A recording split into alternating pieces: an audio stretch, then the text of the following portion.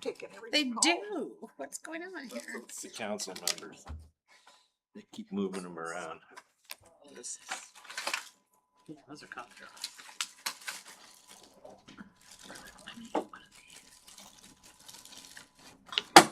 Ouch.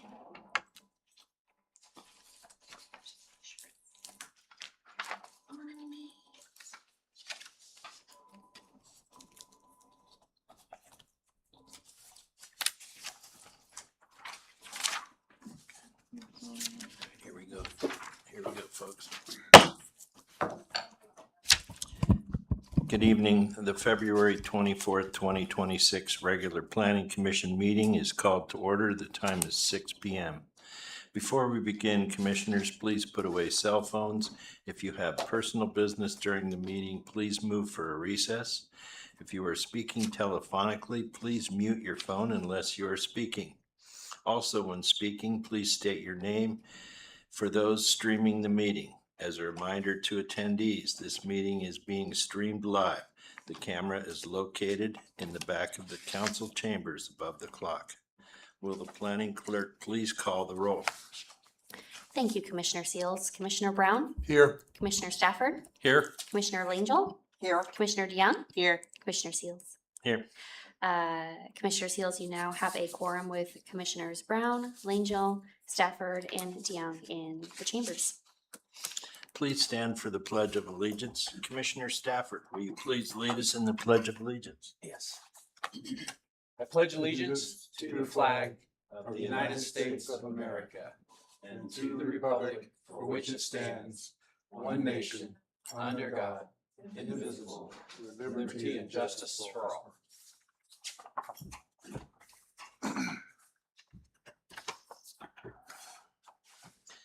First item of business is approval of the agenda.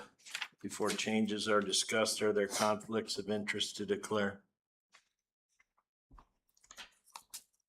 Are there any changes to the agenda?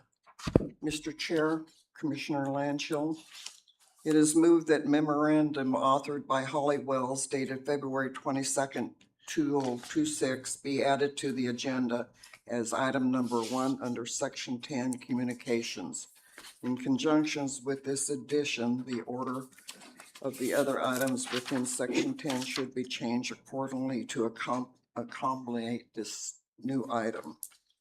It is also moved to add item 8.3 under new business for consideration of requesting the planning department to prepare a resolution pertaining to commission documents. Is there a second?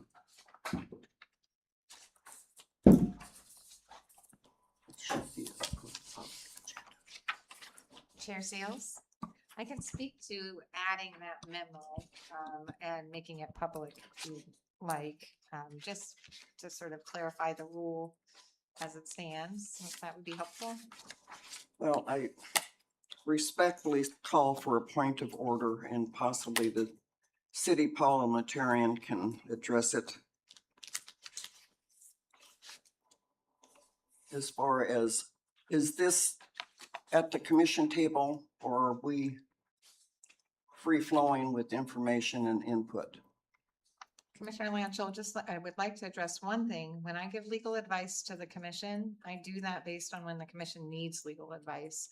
And Robert's Rules of Order does not change when the attorney gives advice. If you read Robert's Rules of Order, you won't find a provision that governs that, right? So to the extent you want a point of order on when the attorney should speak, I will give you my legal advice on that, which is when the commissioner needs to hear the attorney speak. I don't believe that there's, and I'll turn to the parliamentarian to say, is there any, so that is, if that's helpful. If you'd like me to speak to the memo and the attorney-client privilege and how that works for the commission and the commissioners, I can do that. I think it's a very astute question, and it's something that might add to a mini training for council at some point as well. Would it be better to discuss it under communications where it's being applied to the lists versus now? I don't think it matters. I think when you move to add it, right, or to So I think it's just best to address it, and then that gives you the flexibility to do with that information what you will.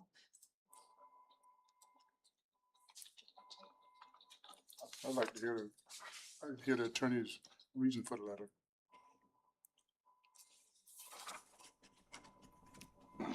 So for the edification of the public, Chair Seals, would you like me to Pardon? address the memo? Yes, please. Okay, so for the edification of the public and the record, a memo was provided to the commission. That was a attorney-client privilege memo regarding the inclusion of permits and enforcement orders and the scope of the commission's consideration and discussion regarding those items. A question was raised whether or not that memo could be made public. And the answer is that memo is attorney-client privilege, but you as the body to whom that memo is addressed has the ability to waive that privilege. Now, once I draft something, once something comes from the attorney, if it constitutes legal advice, then it is covered by the privilege. I don't have the ability to waive that privilege, but you do. So to the extent you want to direct the planning department to the planner to include that in a future packet, you can absolutely do that. To the extent you want to move to waive the privilege and then discuss the memo, you can do that. It is, it's really up to the commission. Generally on memos, I'll tell you if I think that it is in the best interest of the city or if I have any concerns with waiving the privilege. But this particular memo, I do not have concerns regarding the waiver of privilege. That said, it is your privilege. Commissioner Linghill, can you restate your motion just for my clarification? My motion was to move it under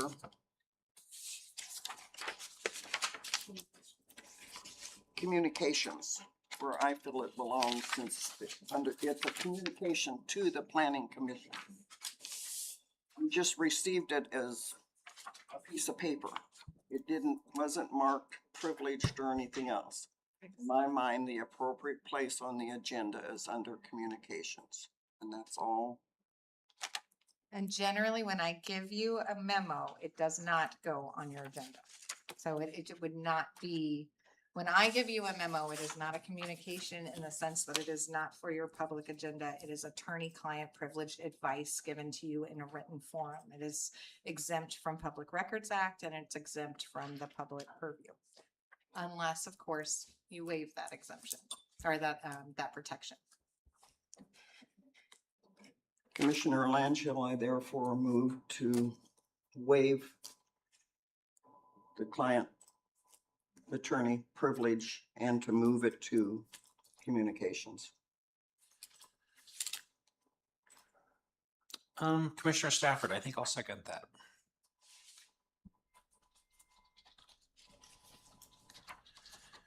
Will the clerk call a roll call vote, please?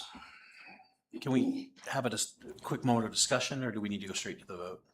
Well, I guess we can discuss it. I want to clarify the reason. I mean, I think this is very valuable information on why those things are not made public, that as a quasi-judicial body to be given information about violations could later, not corrupt, but cloud our judgment when if we go to make a motion or rule on the matter.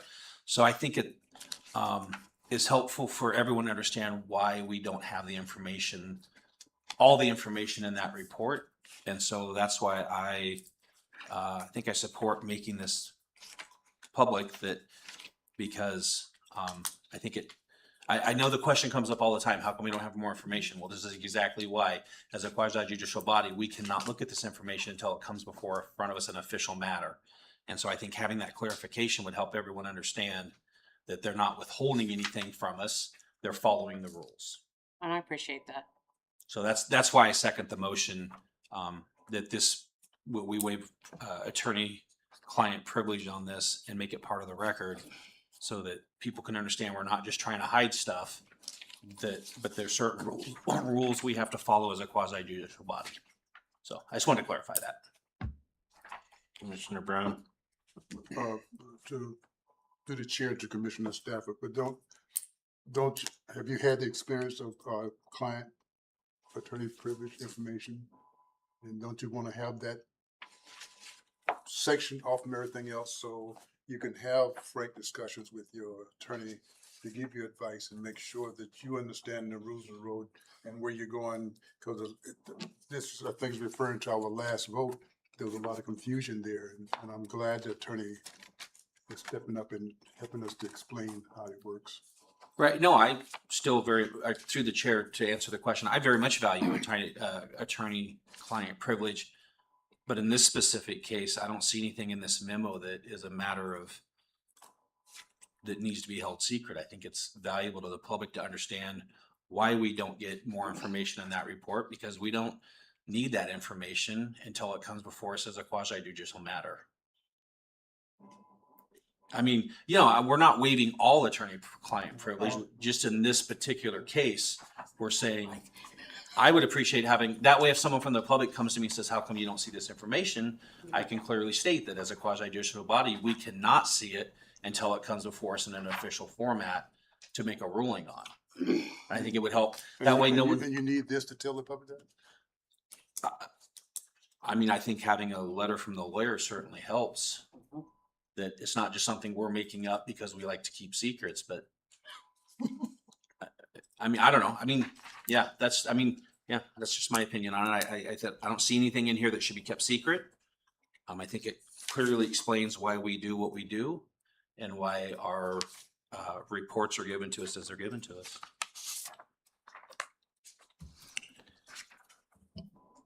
Anybody else wishing to speak? I think this should probably be left in the attorney-client privilege category because I don't want to set a precedence. This information, I have never had anybody in all the time I've been on the planning commission ask me for any of that information. So at this point, I'm against putting that out in the public. That's my opinion.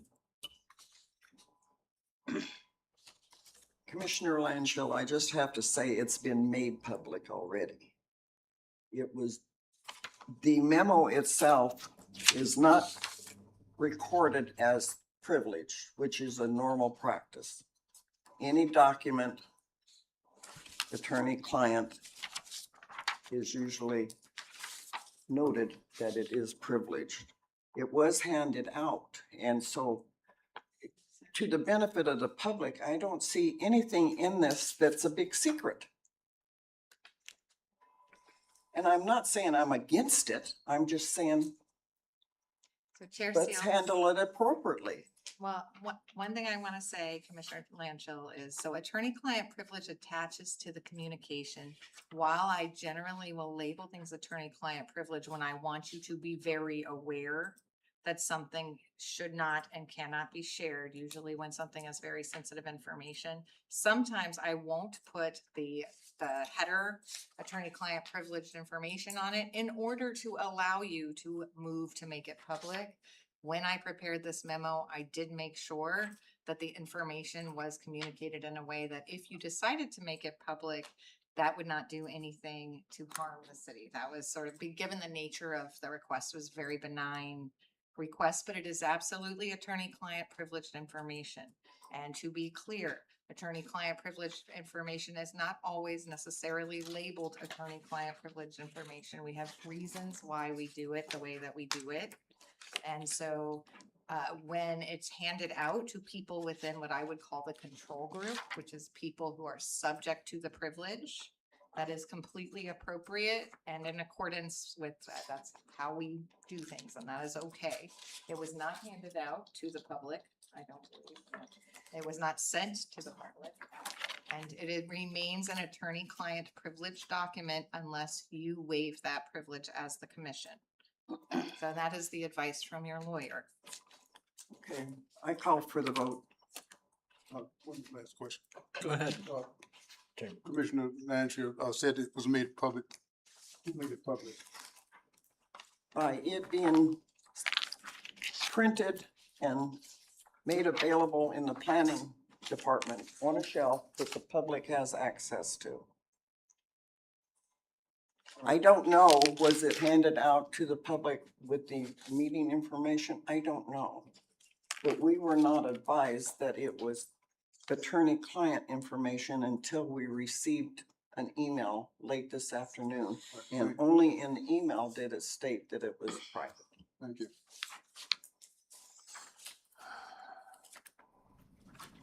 Let's call for a vote.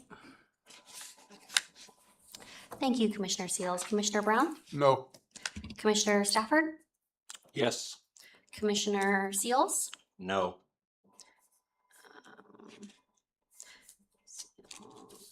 Commissioner Langell? Yes. And Commissioner DeYoung? Yes. Okay, so we have 3 votes yes and 2 votes no, which means that the motion to waive client attorney privilege and move the memo to communications is approved. Unless I'm wrong. Thank you. Can you hear me? Sorry. I wasn't intending to speak, but one thing you may want to think about, I appreciate that the vote passed to make it public. This packet has already been published. So perhaps in addition to adding it to your agenda tonight, you may want to consider directing planning staff to add it to a future agenda, as Ms. Wells recommended, because then it really would be public, if that makes sense. This agenda's published, so people looking at this meeting have no idea that that memo is public. Just my thoughts. Commissioner Lanchill, we do this too often, but as the maker of the motion and on the affirmative side, I move to amend the main motion to have planning department put it on the next. I think you can leave it as you did it, but in addition to that, add it to a future one. So you're kind of killing 2 birds with 1 stone. I think it's okay to leave it tonight. Your call. And would we take action on it tonight? I don't think you need to take action because the planning department, the planner has basically authority over the agenda and what's on the agenda. So you simply express the viewpoint and Chair Seals can just say, you know, we would like to see this. Now that it's public, could you ensure that this is brought in on the communications? And then the planner will decide and determine if that's the right course of action along with the mayor. But I'm sure that this is a very benign request. I think you just make the request and move on and that will happen. So there will be no discussion on the memo at tonight's meeting. I do not think you should discuss the memo at tonight's meeting. Once the agenda is set, you want to stick to what the agenda is. But you have taken action to waive attorney-client privilege on the memo and you can discuss it. You can discuss it at the next meeting. That said, there are opportunities during your comments and otherwise to talk about it. We were going to be doing training tonight. So that is also an opportunity where we can incorporate discussions regarding, which I promise you that will come up. Because we will be talking about violations and we will be talking about permits and we will be talking about your quasi-judicial role.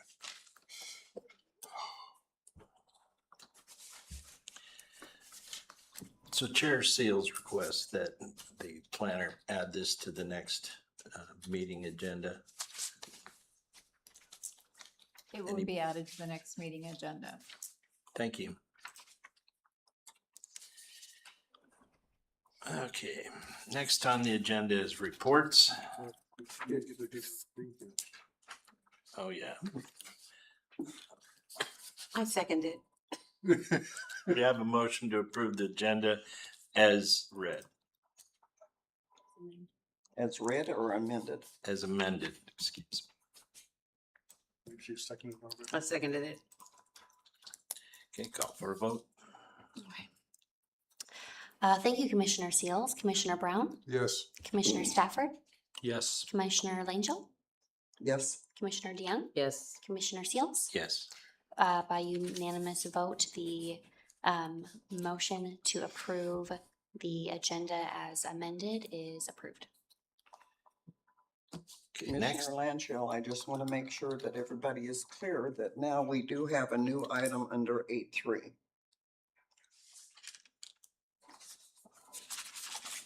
Was that still part of the motion that that it was, because you made a motion and then you revised your motion to just focus on the memorandum. yeah, No. I move to make 2 changes to the agenda. We should have taken those issues one at a time. yeah, But because we we didn't, have approved the agenda with the changes. I Okay, didn't then I don't vote think that on was that. clarified in the vote. Aye. I'm fine with I didn't vote discussing on this, that. but I what- voted to an amended agenda item. For clarification, Mr. Chair, what was the second item? The second item was to add an item under 8.3 under new business for consideration of requesting the planning department prepare a resolution pertaining to commission documents. The intent is to clarify for us and for the department how we're going to handle commission documents. can you clarify what you mean by commission documents? Okay. Well, this needs to be in a whole separate motion. This can't be lumped in with the Yeah, putting the, We I add- was, yeah, because I didn't vote on 2 items. I voted on 1 item. yeah. And I think Commissioner Brown did the same. So did I. I voted to put it on the next, in the next packet.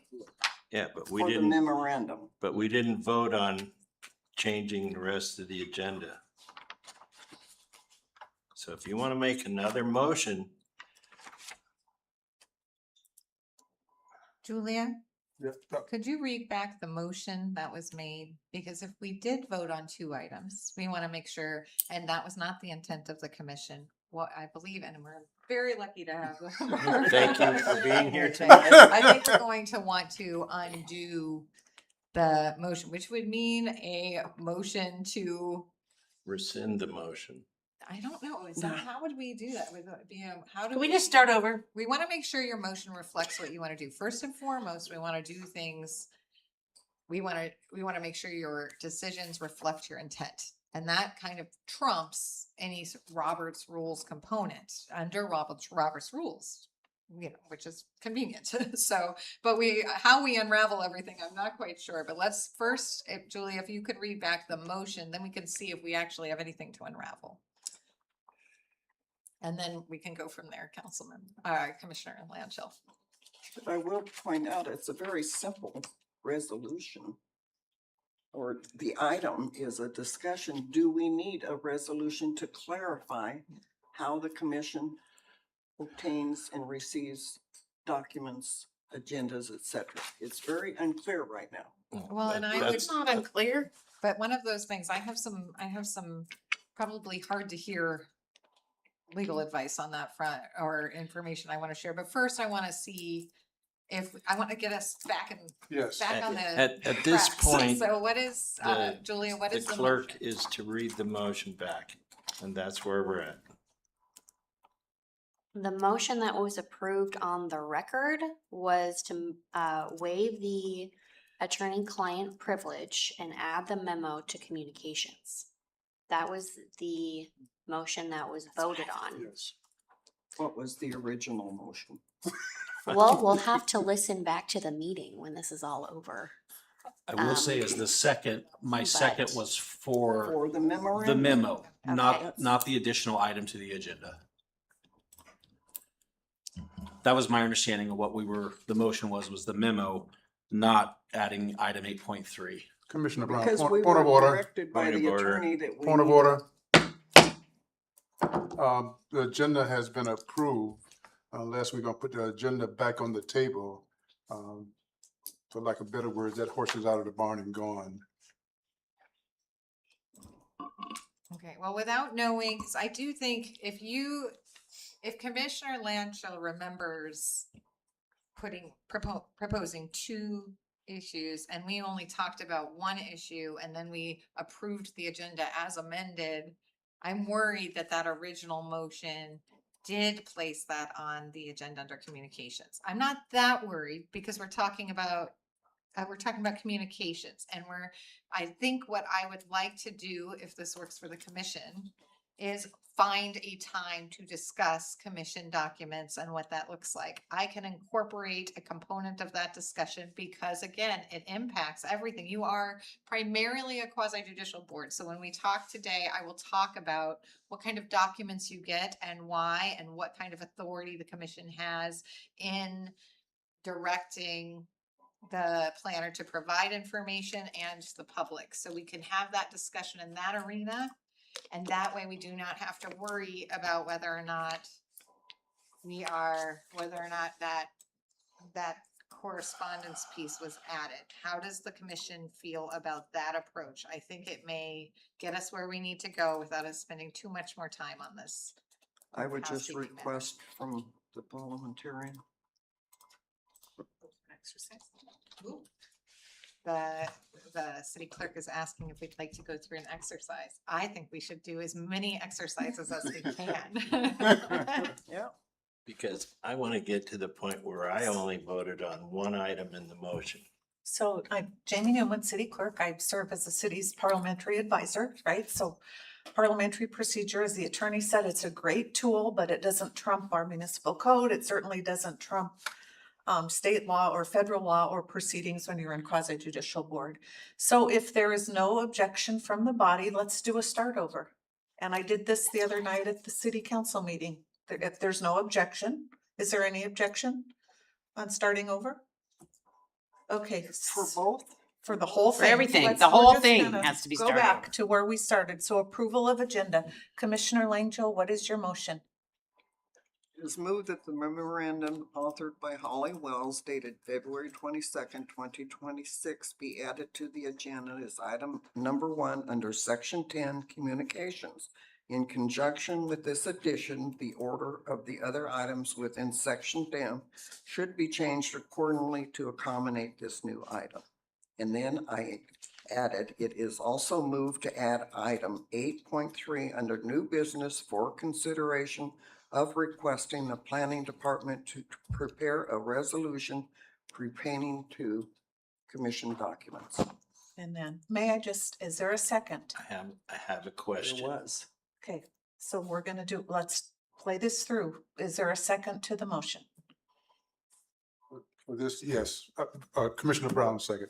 Okay, so at this point, if we're not comfortable with both of those combined, a motion to divide the question is in order, and we take each question separately.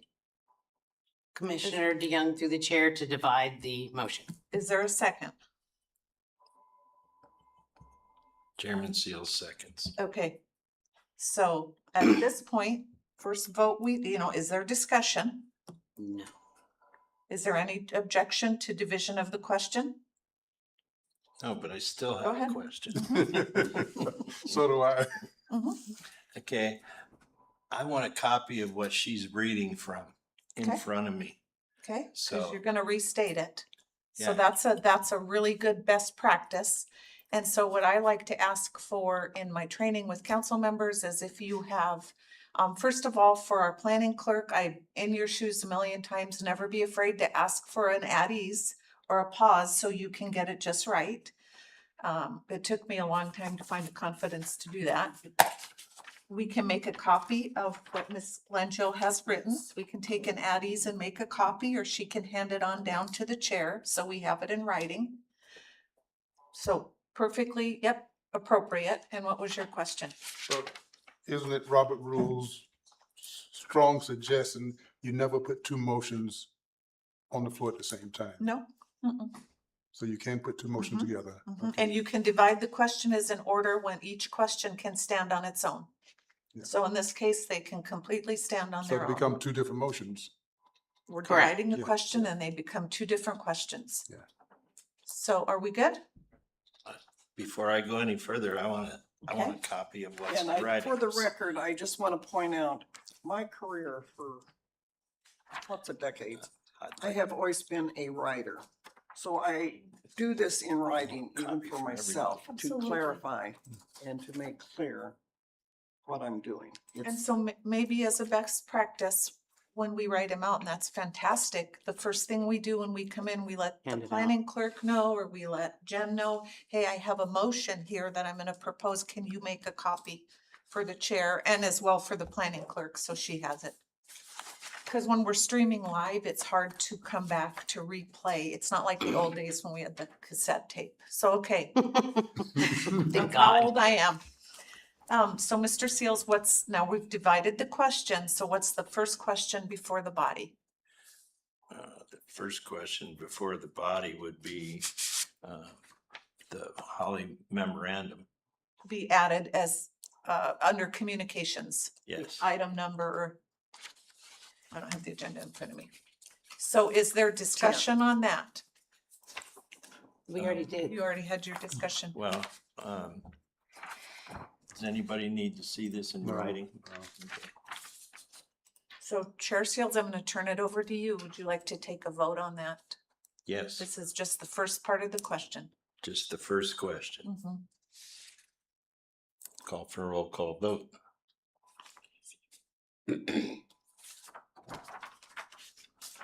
Thank you, Commissioner Seals. Commissioner Stafford? Can we have the motion read one more time? Just so that Yes. everyone's on the exact same page. Yes, it was moved that the memorandum authored by Holly Wells dated February 22nd, 2026 be added to the agenda as item number 1 under section 10 communications. In conjunction with this addition, the order of the other items within section 10 would be changed accordingly to accommodate the addition or the new item.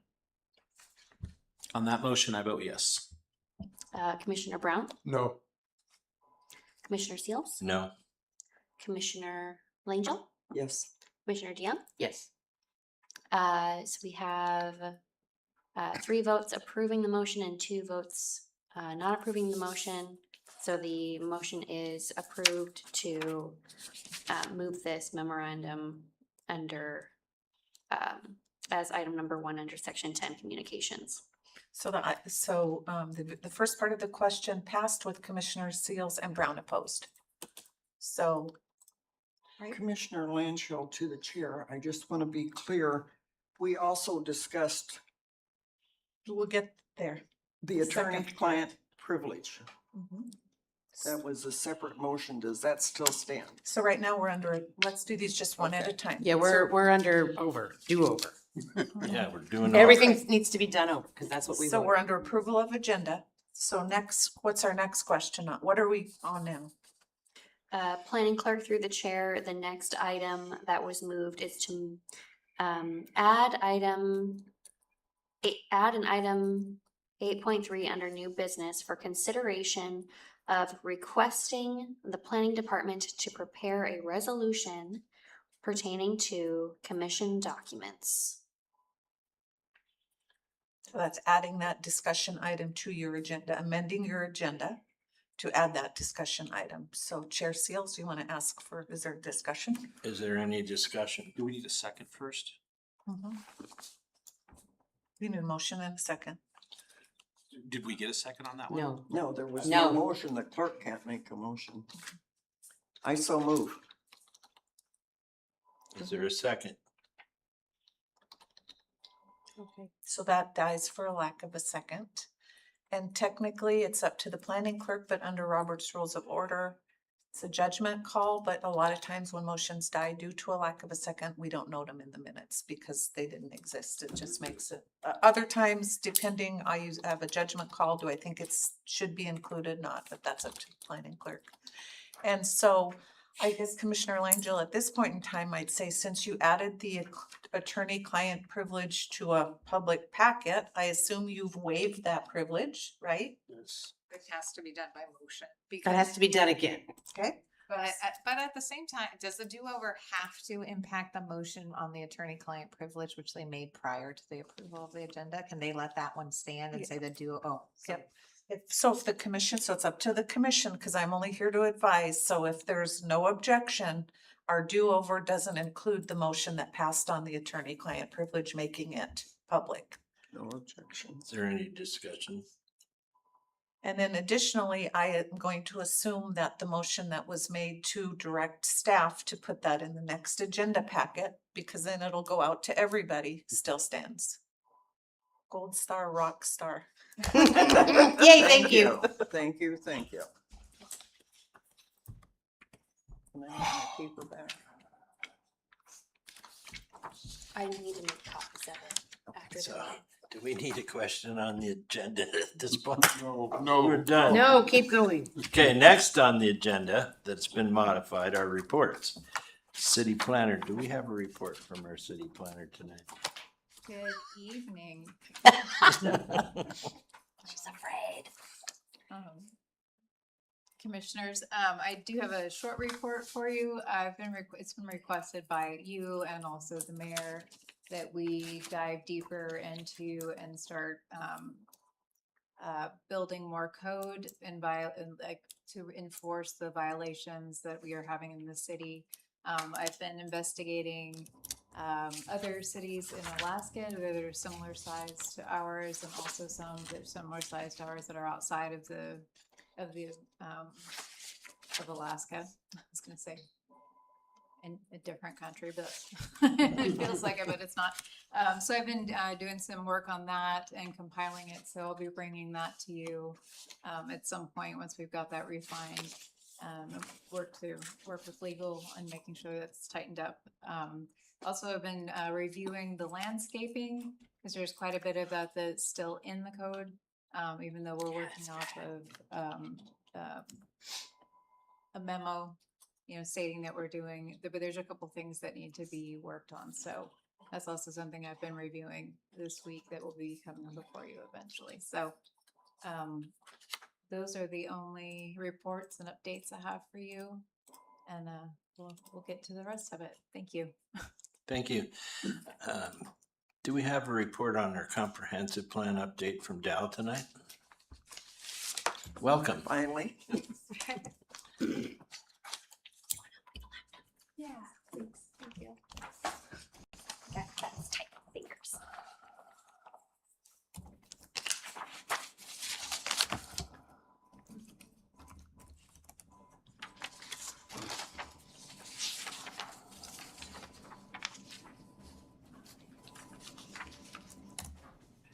Thank you.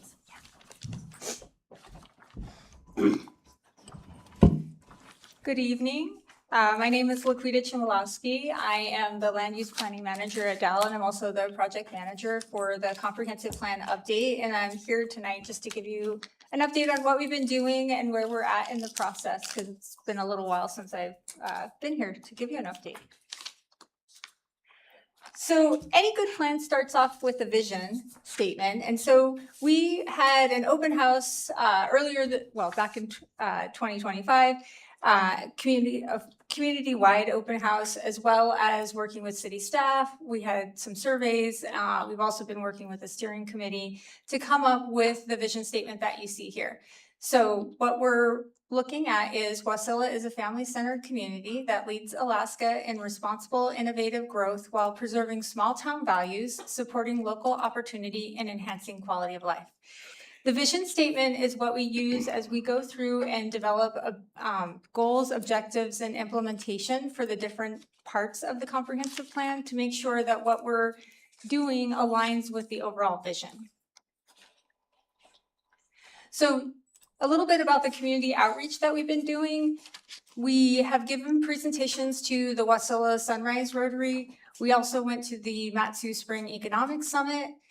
We had a public open house, which was a kickoff and working on that visioning.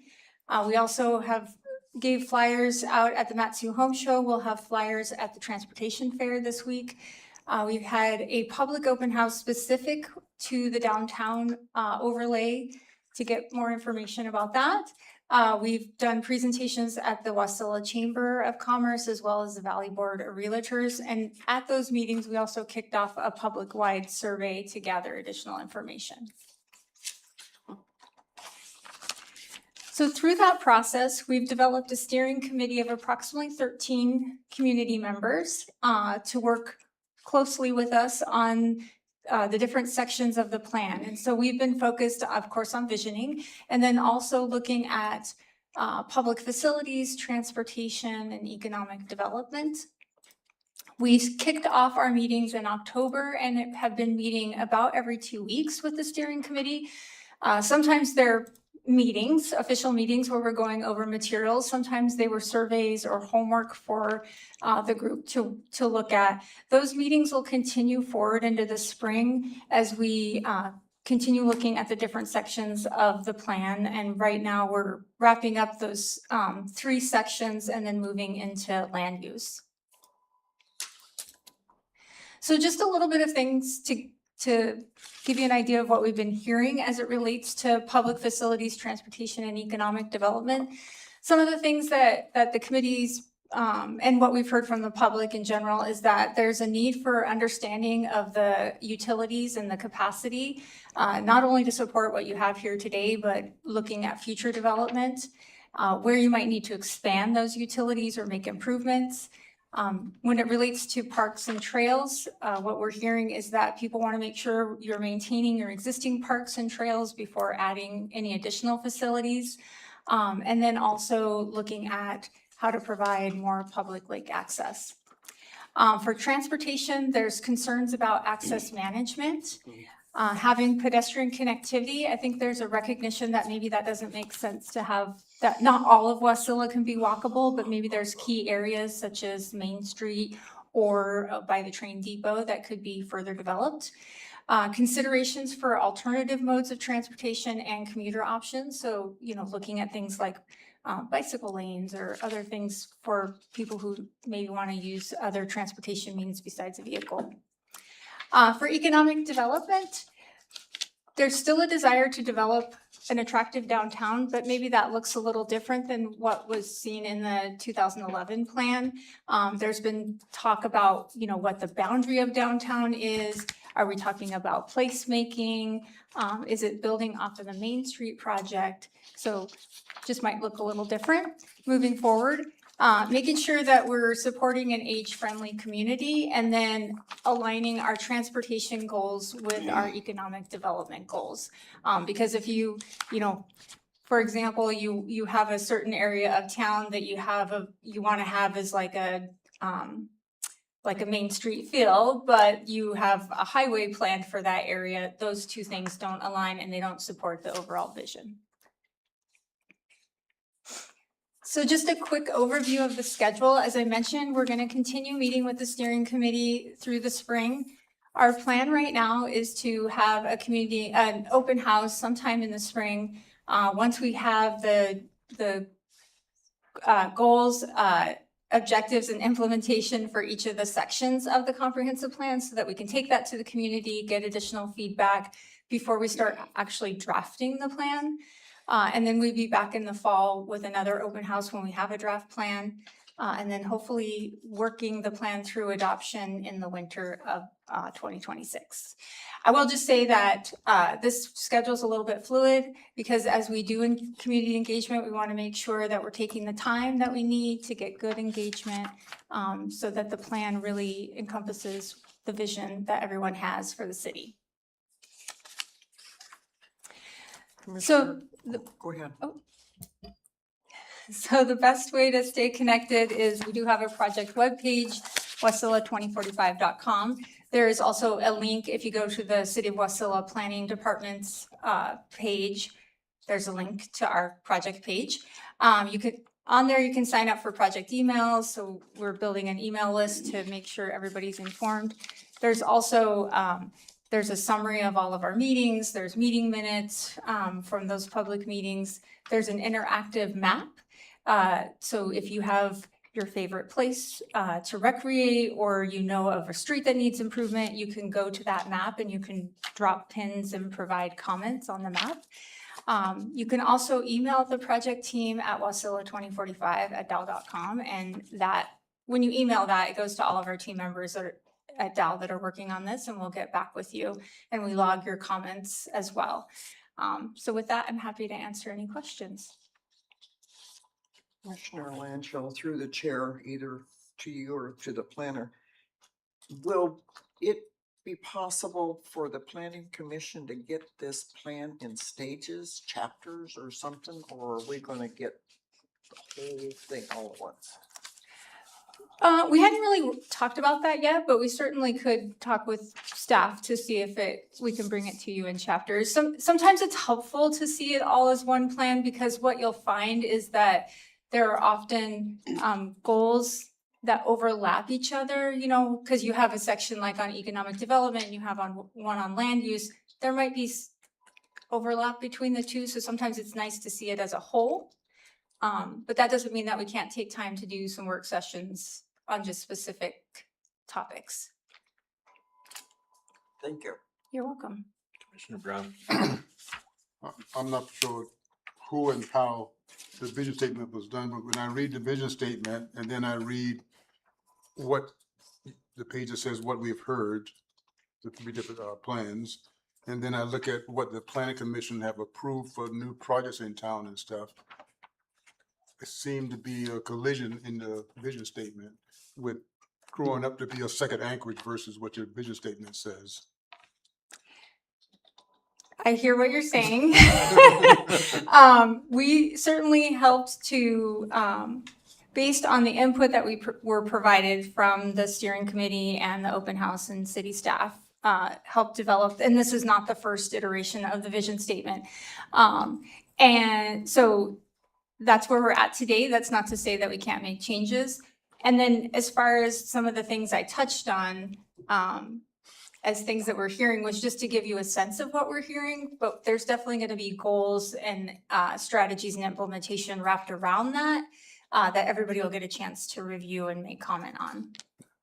And I'm sure you looked at other cities and stuff.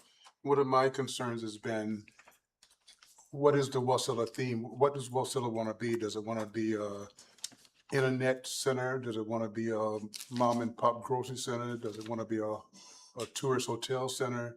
Most cities that I've been watching and involved with have a theme of what they want to be. And what I'm seeing, we are all of those things. I got to turn it off. That's $5. You can't be everything, because, and now we got a highway plan to be going right down through what we call downtown Wasilla. All that to me collides with the vision statement. Yeah, and I don't want to, all I can say is that what we were hearing was kind of to your point, trying to strike that balance. I think there's a recognition that there'll continue to be growth here, that you have a highway that runs through Wasilla, but how do you balance that with creating some sense of place? And so through the comprehensive plan process, we can look at ways and tools that the city can do to help strike the balance. But that's what we've been hearing so far. Chair Seals, I do want to add one comment to this discussion regarding the comprehensive plan, because I think it's very important. I don't want the commission to forget its role in the comprehensive plan. It's extremely important. It is your document. So one of the things when we look at your duties legislatively, we do so much quasi-judicially, but legislatively, the commission actively, so it proposes the comprehensive plan to the council, which means all of the components of it ultimately will be yours to amend, revise, to change, to weigh in on. And I'm not trying to redirect, but that's one thing. At such an early stage, but ultimately this is your document that you will be proposing. And so, Thank you for that clarification. And I guess that's where I was leading with my question. Who is the author of the vision statement? Was that your office? So our staff took the input that we received to craft vision statements, and then we went through some iterations specifically with the steering committee once we got down to a more refined vision statement. Thank you. You're welcome. Commissioner Stafford, quick question. You said the schedule was still a little fluid because you want to be through. How confident do you feel you'll have this done by the end of 2026? Will it go into 2027?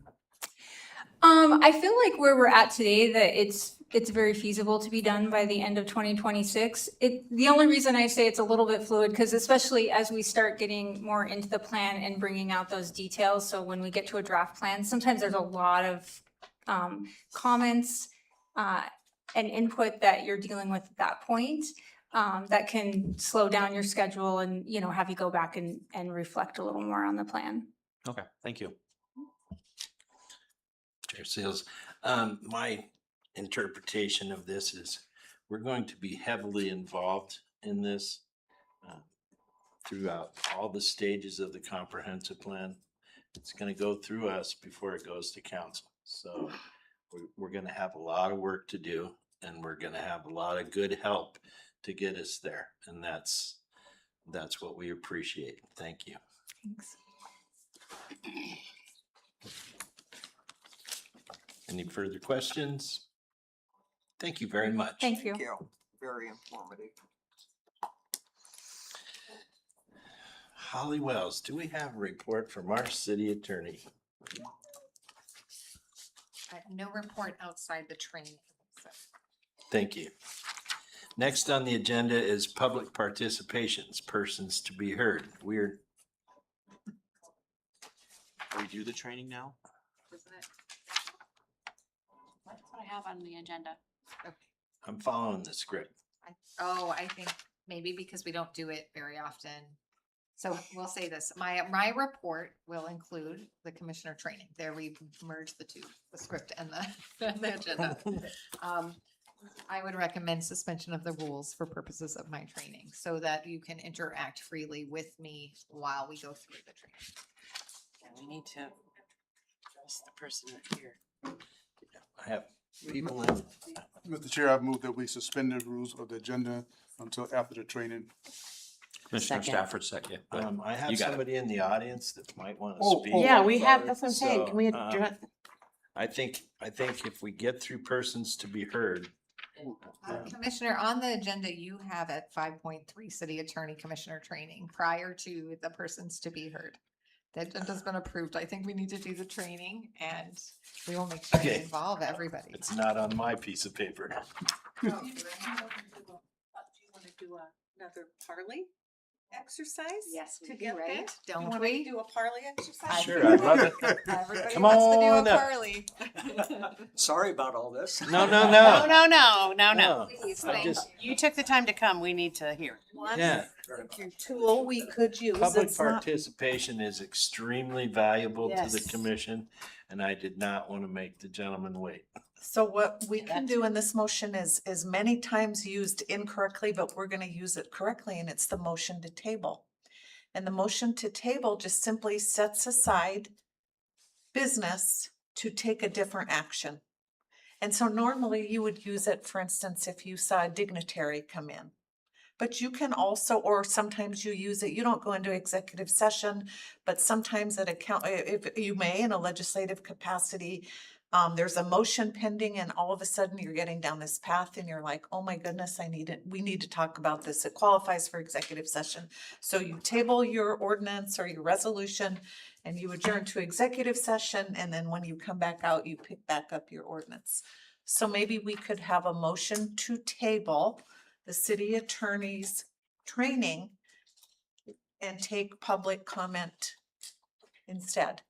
While we take public comment. So do we want to do that? Yeah, Commissioner Stafford, I'd like to move that we table the item 5.3 city attorney commissioner training until after item 6.1 persons to be heard.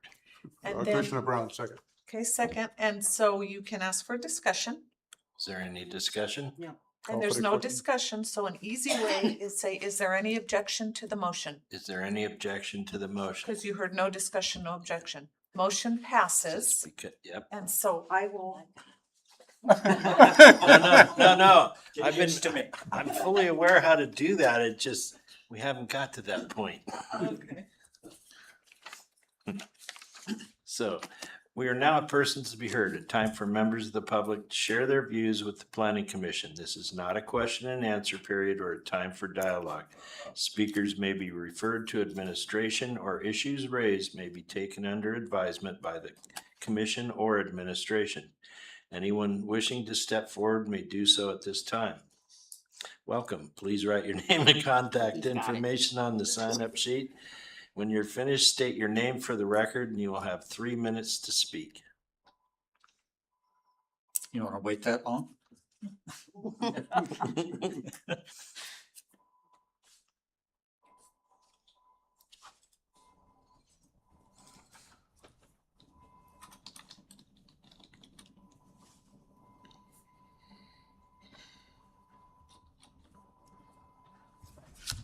Good evening, all. My name is Michael Fugier, and I became involved a couple weeks ago with a project that's going on in our neighborhood. Mainly, I came here today to voice my concerns about the notice time for meetings like this for the committee, that it appears like we only got like 6 days to respond the way the documents were written. In order for us to give our testimony, we had to submit written stuff first. And we did not understand that from the, the other documents that were going by. It was just very short notice. And the quasi-hearings, only persons who have submitted written arguments to the planning commission prior to the meeting may present oral arguments. And then on our the one you're working on now, 26-4. The authorization does not apply to appeals, which will require submission of written comments before the appeal unless the decision-making property or expressly determines otherwise regarding to such an appeal. So I'm trying to understand that particular thing for an appeal. I did file an appeal today, and I'm trying to just get the timeline down.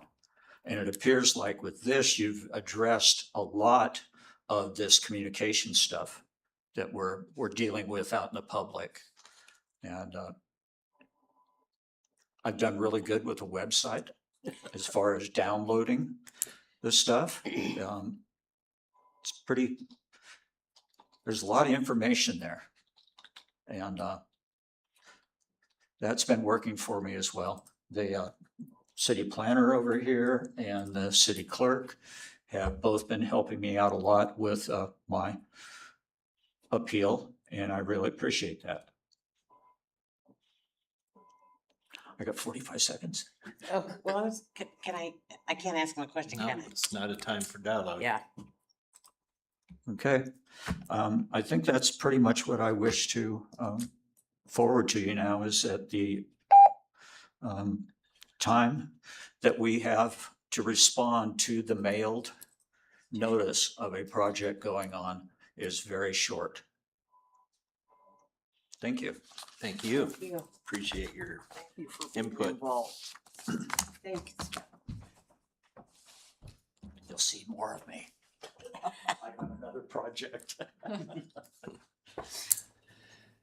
With no one else wishing to speak, I say we go back to our business of our training. So technically, at this point, now we have to, through motion, take from the table. We didn't table it, though. Yeah, Oh, we did. Yeah, we did. That was my motion. So now you're gonna take. There was just no objection, right? Yeah. I mean, That's right. Yeah. That's how it happened. You're Okay, gonna take from the table, the attorney's training. I need to bring motion back from the table for the training.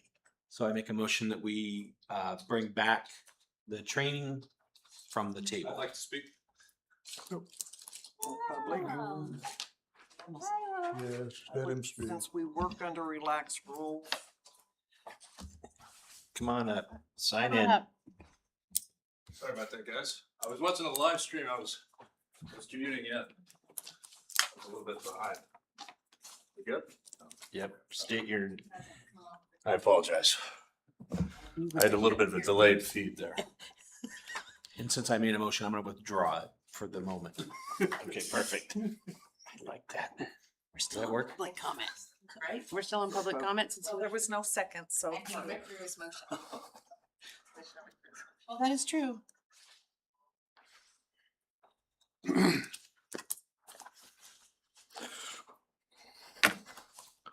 Um, State your name for the record. My name's Rory Grant, and Michael and I worked pretty hard to kind of get that protest organized. Sorry, I ran a little bit here, but getting $1,000 together was pretty tough. That's kind of a tricky one. Yeah, that was kind of a hurdle. I think that was kind of a little bit quick. And I'm glad, thank you, Michael, for piecing that all together. Yeah, that's going to be cool to see the finish of. The appeal. Yeah, the appeal. I apologize. Yeah, the appeal to the decision, which I think was, it was a little bit complicated because, I know the attorney had to get involved and there was a little bit of some questions of, how we were going to vote for X or Y or Z. And, it wasn't really well explained how we could protest, right? So like item H would be, say, does this 24-unit building fit in this neighborhood? Well, the answer is no. Neither would any of the Neeser construction. They've got 5-7 acres coming up. So if they ever develop there, that's going to be a problem. Yeah. And so I thought that was a little bit sped up, but yeah, if I can use my last minute, I just want to bring up the end of Peck Street and how Wasilla City could take it and bring it under its domicile of public lands and use it as a finishing of Cottonwood Creek Water Trail. And it would be a great addition to our namesake lake public land. And it'd be a beautiful spot of land that we could preserve forever under public use, instead of letting the Matsu Borough, side of it kind of get washed over. It could use a survey. I know that'd be a little bit of money, but we got some of those resources on staff. Yeah, that's all I got. Thank you for your time. Thank you for your service. I appreciate it, everybody. Thank you. His first comments were on CU 26-01 from last meeting. Thank you. Yeah. I need a motion to bring our training off the table. I'd like to make a motion to bring our training off the table and return to item 5.3, City Attorney Commissioner Training. Commissioner Brown, second. No objections. Motion passes. Okay, well, the first thing I want to say is you are extraordinarily lucky to have the city clerk that you have. Her parliamentary skills are unparalleled. I learn something every time. I have always wondered when this dignitary was going to walk in the room and so I could see the motion to table in practice. That is the first time in 20 years I've ever seen it used properly. And I feel like I've grown as an attorney. So We can go home now. Yeah, that was great training. Thank you. That was wonderful training. Wait a minute. So that was wonderful. You have trained your attorney. I'm not Since sure. we've relaxed the rules, So that's one thing I want to say is maybe one of the things we can do with the training is making sure that we have your city clerk come every once in a while for those little parliamentary pieces. And maybe that would even be more effective than a long parliamentary training, because having those exercises in real time are just so valuable. So that's something to note as part of our training. And the reason why I noted as part of our training is I'm going to spend some time today talking about your different hats and how they look in reality, because I think that everybody has experienced the discomfort of that when we don't know exactly how to navigate between them or what those hats look like, right? And one of the things, the city council doesn't serve in a quasi-judicial capacity. So there's not a lot of, you can't just look to the council's procedures or the council's agenda or how they deal with the public or how they deal with documents, because in this arena, you are a very different body. So we're going to talk just a little bit about this. I want you to hear the things that I'm going to say because I think I'm going to focus on the primary importance things, the things that we have to have in the forefront of our minds, we can do a more comprehensive training another day. That is not my purpose. My purpose is to get the very real, very significant things stated as plainly as I can, so we all feel like we start to have tools. That said, this training manual has sections on drafting good findings. It has sections on ex parte communications. It has sections on the Open Meetings Act in your legislative capacity. You all have a copy of this. We update these as laws changes every few years. So you all have this. You can go home and read it. Okay, cool. Okay? I have no copies. Oh, everybody has one? You didn't get one? No. Can use mine. Okay, here you go. Well, that is a very Wow. good important thing to read.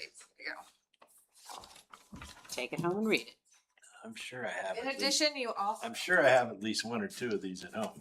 I think you do, yes. She added But to this it. is updated. Title Yeah. 2 changed after probably the last draft of this. Yeah. And there's a separate binded Title 16 just for ease of reference. Nice. So one of the things, so if you go through here, there is a section on the Open Meetings Act. That is the legislative hat, when you have your legislative hat on. The only thing I'm going to note about that is there are very important duties and roles that you play. We've gone through them itemized one by one. It's really important as you move into this comp plan to remember your role, which is a powerful and important one. So I don't want the commission to not engage when they, and show deference when you actually are in a position of leadership. This is a really important project for you. So that's one thing. Then we move on to quasi-judicial.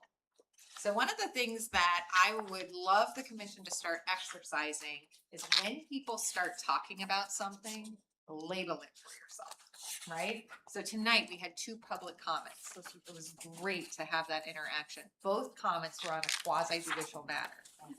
Ideally, I would like, and I think you did this actually, is to have the commission, when they hear that, when someone references in the general public comment, to say to themselves, I'm a judge on this one.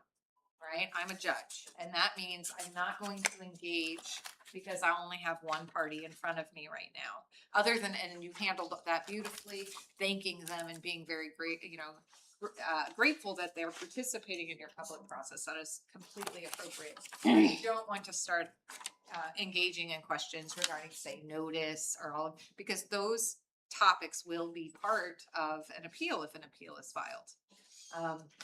And so in this case, and so it's very possible, so we'll use that as an example, a notice of appeal, it sounds like has been filed. I'm just taking, so at that point, when it goes to a hearing officer, the hearing officer may determine that that is going to get remanded to the commission, right? They may look at the proceedings in that particular hearing and they may say, it's not clear how the commission felt about each of these criteria. The findings weren't clear. There's a lot of things that might be found or might not be found. And then they would, they'd say, well, we're going to remand it so we have so that we can see that there was substantial evidence on each of these criteria, or however that might come down. And that is why we don't engage, because you may very well be making a decision again. Anytime until an appeal is closed, you may be making a decision again, which if you saw the memo, one of the things that I'm talking about there is you have this role, your objectivity, the belief in your neutrality is the appearance of propriety, or rather not having the appearance of impropriety, is probably the most important thing that the commission does. Because when people feel like there's a good old boys club, or they feel like there's a interest that dominates, they don't engage as much and they don't comply as much, right? Because they feel like, why engage with this government? Why come to them if they're not going to be objective? And that is why we follow the rigid rules that I will lay down and talk to you about, and that your code lays down. It's not to keep people out. It's to ensure a rigidity that breeds confidence. So one of those things, we talk about notice. So let's just start at the beginning. So one of the things that happened this last time is we expanded notice to include people beyond the people identified as recipients of notice in the code, right? Because property owners get notice. And there are reasons why generally we give notice to property owners within a certain period because of their interest in the property. But it's a, it's a wonderful thing if the commission decides, if you decide to expand it. But it's not a necessary thing. And it might shorten the time frame for those participants. So we see the sort of ripple effect, right, when we deviate from our code. So it is one of those things we will move formally through any process that changes our quasi-judicial procedures. And the great thing about that generally is while we move formally through, when you're sitting as a judge, you're not a legislature. You're not sitting in your legislative capacity, so you can move and you can speak and you can be flexible so that you get to the right answer, right? So we have flexibility, but it's not in the areas that our code has locked down for us because the public needs to be able to rely on those across the board, generally speaking. So what happens when we get into a hearing? Right, when you have your quasi-judicial house, hat on. So first we've talked about notice. Notice is laid out in the code very specifically.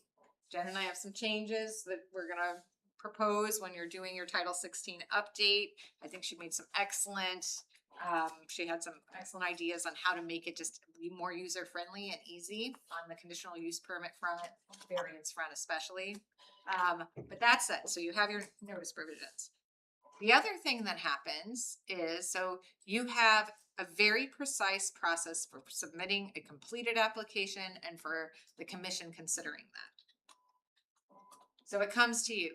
The great thing is you have informal evidence rules, which means there is an opportunity to create a process and lay out who talks and for how long, and we make sure that's fair. That will always come to the attorney or should always come to the attorney so we can make sure due process is followed. Because while you are in an informal hearing process, it is still protected by the Constitution of the United States and of Alaska for due process rights of the participants. Then we get to public participation.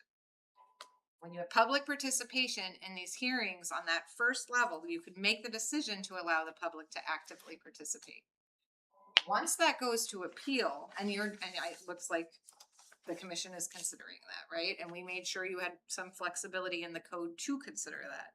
When it goes to appeal, somebody has put forward an application. The public has been invited to come talk. You have issued a decision regarding that application. People have either been there or not been there. So when you have other people show up at the appeal, maybe raise other reasons why they think it shouldn't be allowed, having not participated and shared any viewpoints or expressed any opinions at the hearing, you are looking at not just the rights of the public, but of the person who has paid for that permit, who has gone through that process and has been through the public hearing, the quasi-judicial hearing, and a decision has been made weighing evidence. And when you go to appeal, the record is limited to what was before the decision maker. So those lines are drawn, a circle's drawn around what's being considered. So if you have other participants come in on the appeal in a land use arena, that can create the appearance of impropriety, that can create feelings of unfairness. And so that is one of the reasons why with an appeal, we require that something in writing be filed saying, that you're participating in that process. So you are you become a party. So there's sort of kind of your basic framework of how do we move in these quasi-judicial proceedings. So one of the things I will tell you as your attorney, whether it's me or anyone else from our office or any other law firm, if we have a conflict of interest, your attorney will never be telling you what the right answer is. You are the decision maker, right? What we will be doing is walking you through criteria to make sure that you make your findings clear, so that if something's appealed, the court could go back, or the hearing officer can go back and say, I see that, the following commissioners made these findings in support of this criteria. I see that these commissioners heard comment or heard testimony and said they didn't think that testimony was credible. They didn't think it really all connected for them. And that's why I can see when I look at these findings, they found that this criteria was met or not met. The court has found and mandated that you issue findings so that it knows what you're thinking and can decide if there was sufficient evidence, right? If there was substantial evidence to support the criteria, if that's the standard, which that is the standard for conditional use. So any questions about that? Yes. Okay. Commissioner Lanchill. What we did, it's still confusing me. I've lost sleep over this one, trying to understand. We made a motion and we denied the permit. That motion passed. And then all of a sudden, we're doing a new motion on facts of finding that changed the vote of the first motion. And I truly feel that the commission was not real clear on what they were voting on. And I think so these types of comments, and so when you go through the process during the appeal, these will be things that will no doubt be brought up. So we're not going to talk about that hearing only because, again, because you were sitting in your quasi-judicial capacity, it looks like an appeal has been filed. We're going to put that in a bubble, right? And I think that there certainly will be a decision maker looking at your decision, looking at if your findings justify your decision, or really not so much, not just justify, if your findings reflect your decision, which is what you're speaking to, right? And that will be on appeal. But I'm going to take it outside of that, and I'm going to say this. So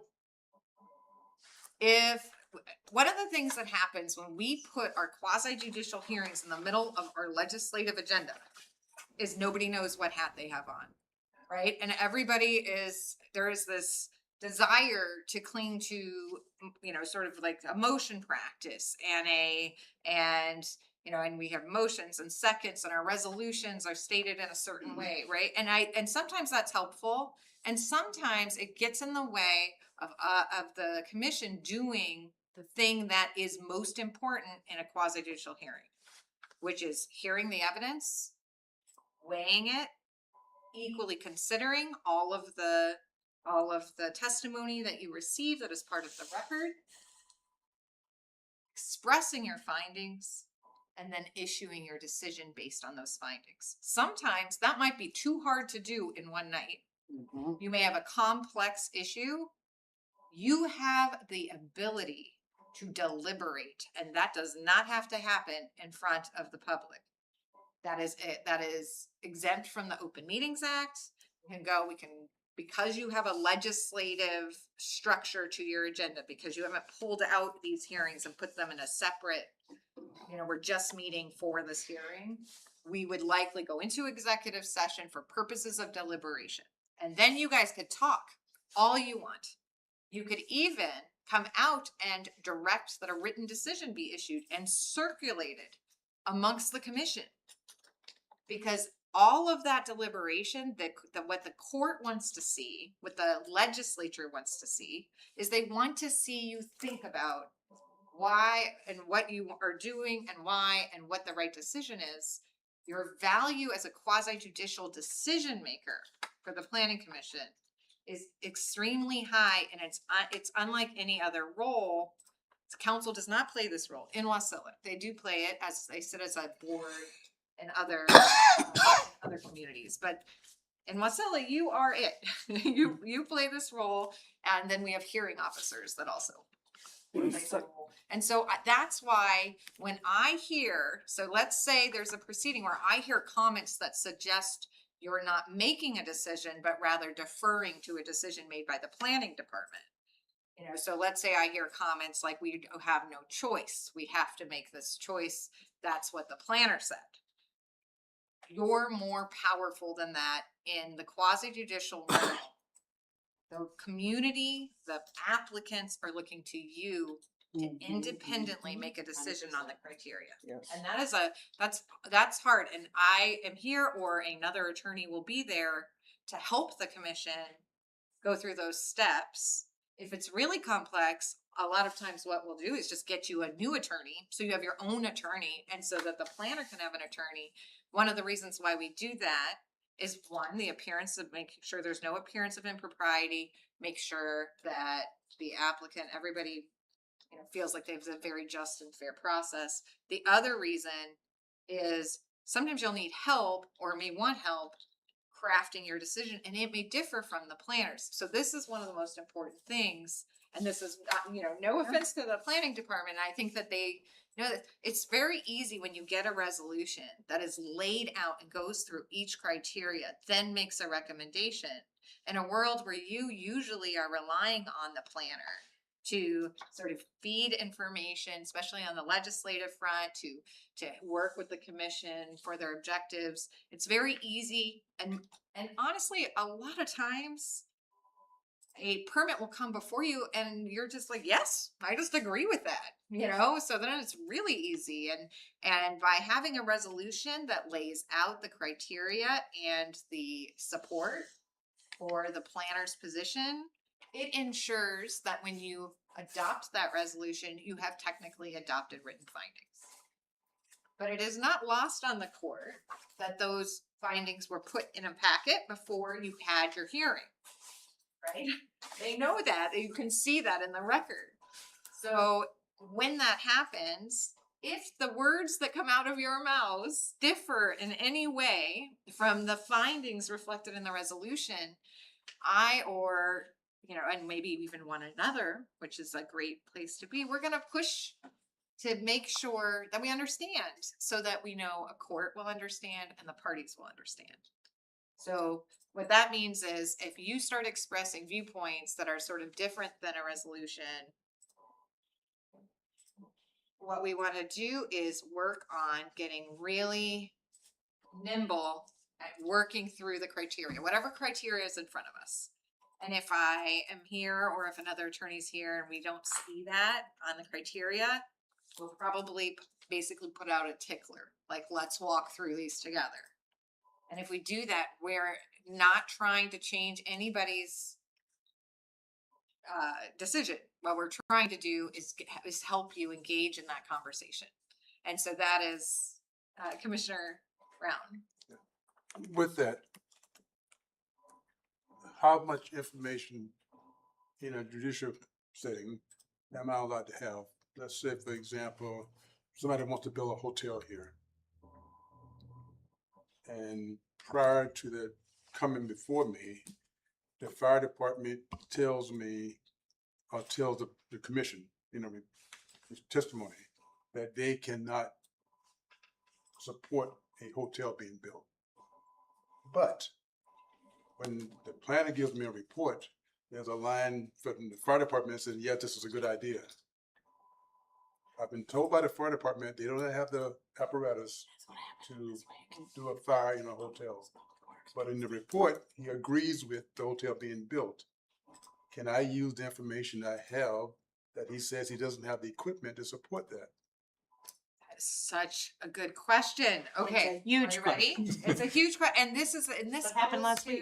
That was Well, my you question. wasn't supposed to use last week. We're not using Yeah. last I know, week. but I'm just saying. Yes, yeah. It we're happens. using- But Commissioner Lanchell also asked, what Same thing, what yeah. about commission information, and I know that might be in a different context, but let's pull the quasi-judicial piece into this, because I think it goes to this question. So here is the answer.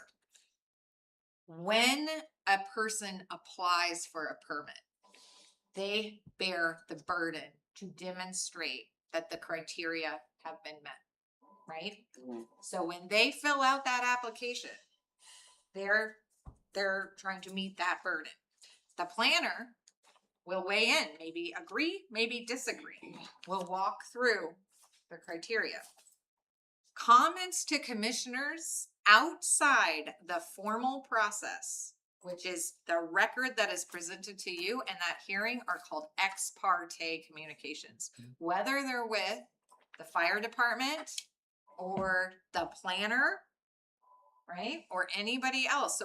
And that is, imagine the very sort of gray, difficult position that puts a planning department in, who is at this table every 2 weeks, advising you on how to do things, making recommendations, dealing with legislation. But when it comes to the quasi-judicial proceedings, the planner speaks to you in formal ways, which is whatever goes in that packet.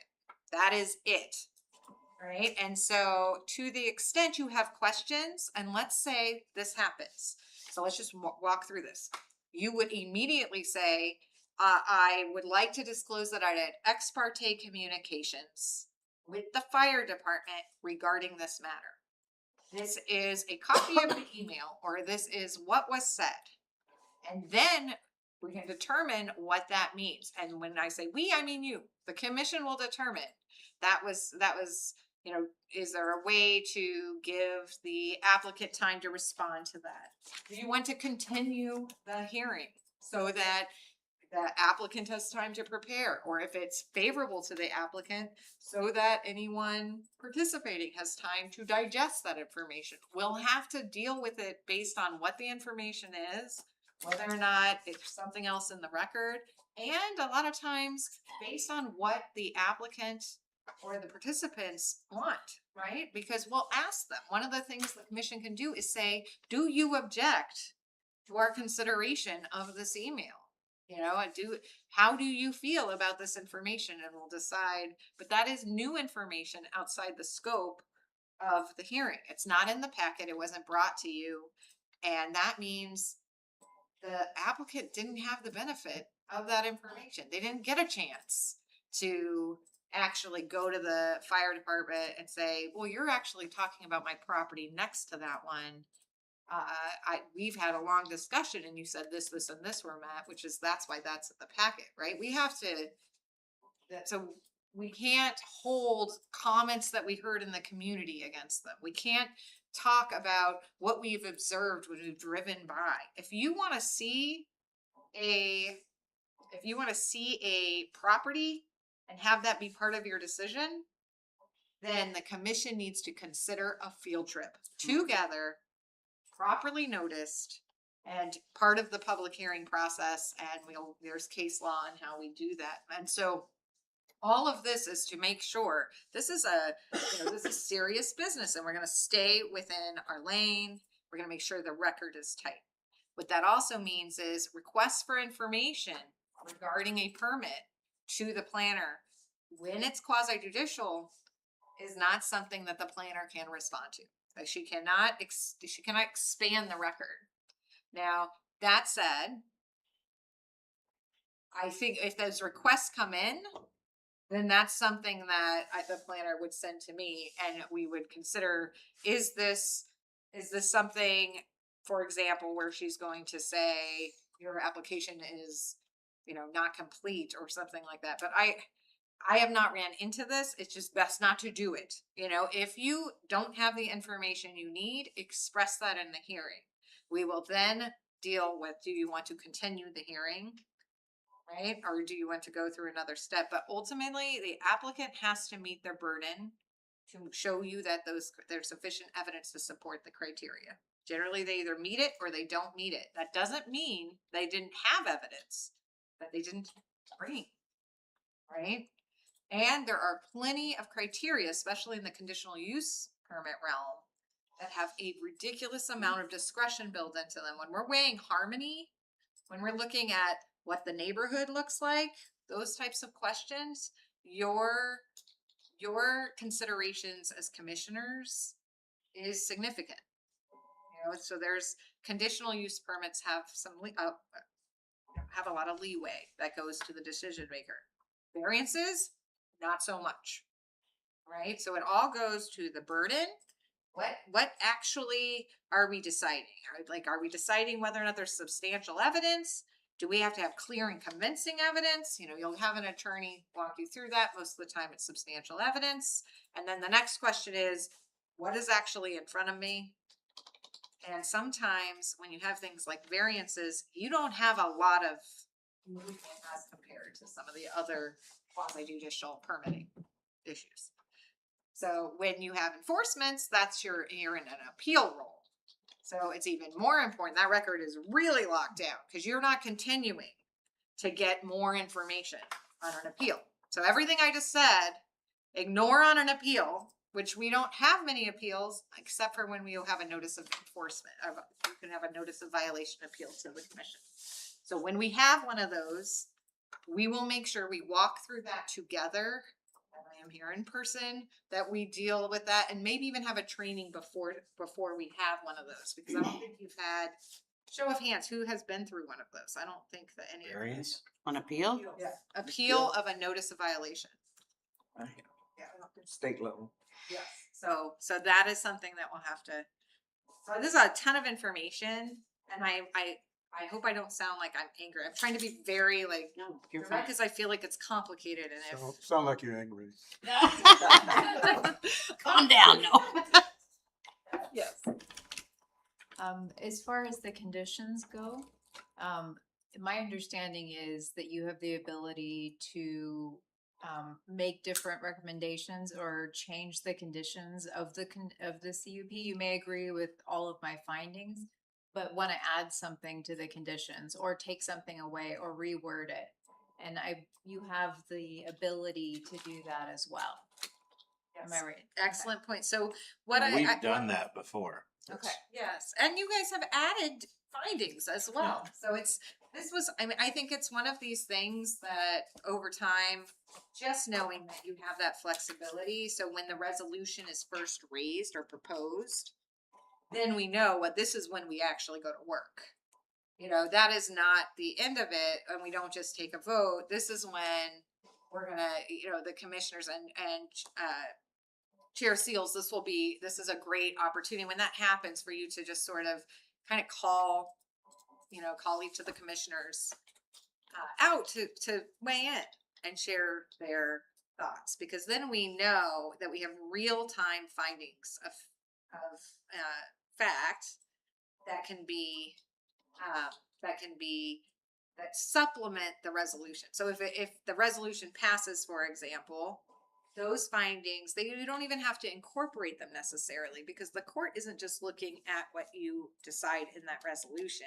They will go to the audio and look at what findings you made on the record, Which includes comments.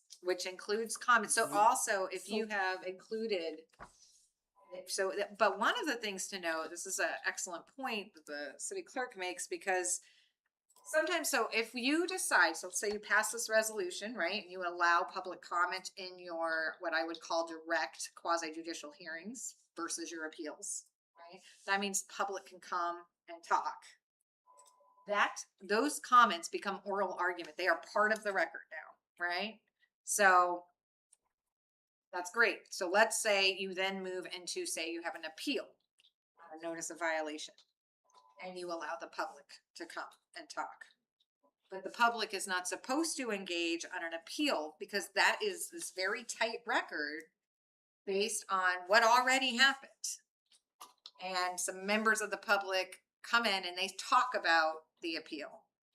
And then, even though you're not supposed to consider it, you can't help it, right? And some of the commissioners say, well, one thing that really impacted me is what Johnny Doe is saying about the impact on this. I think there was an error. I think there was a mistake here. That right there is arguably, because we're not going to make any sweeping, but a violation, due process violation, and an error in the appeal, on the appeal front of the person, of the whichever way your decision went, the person harmed by that decision, because you're taking information outside the record and using it to inform your decision in the record. So we're going to picture our meetings, our hearings, our quasi-judicial hearings as having these giant walls up for the hearing. And your job is within those walls to get to the right answer for you. And then you come together and you issue an answer. That means I don't care about Robert's Rules of Order. I do not care how motions are made. All of those things are secondary and really unrelated, right, to your decision and your reasons for it. And whether or not those reasons are based on what is in front of you behind those walls.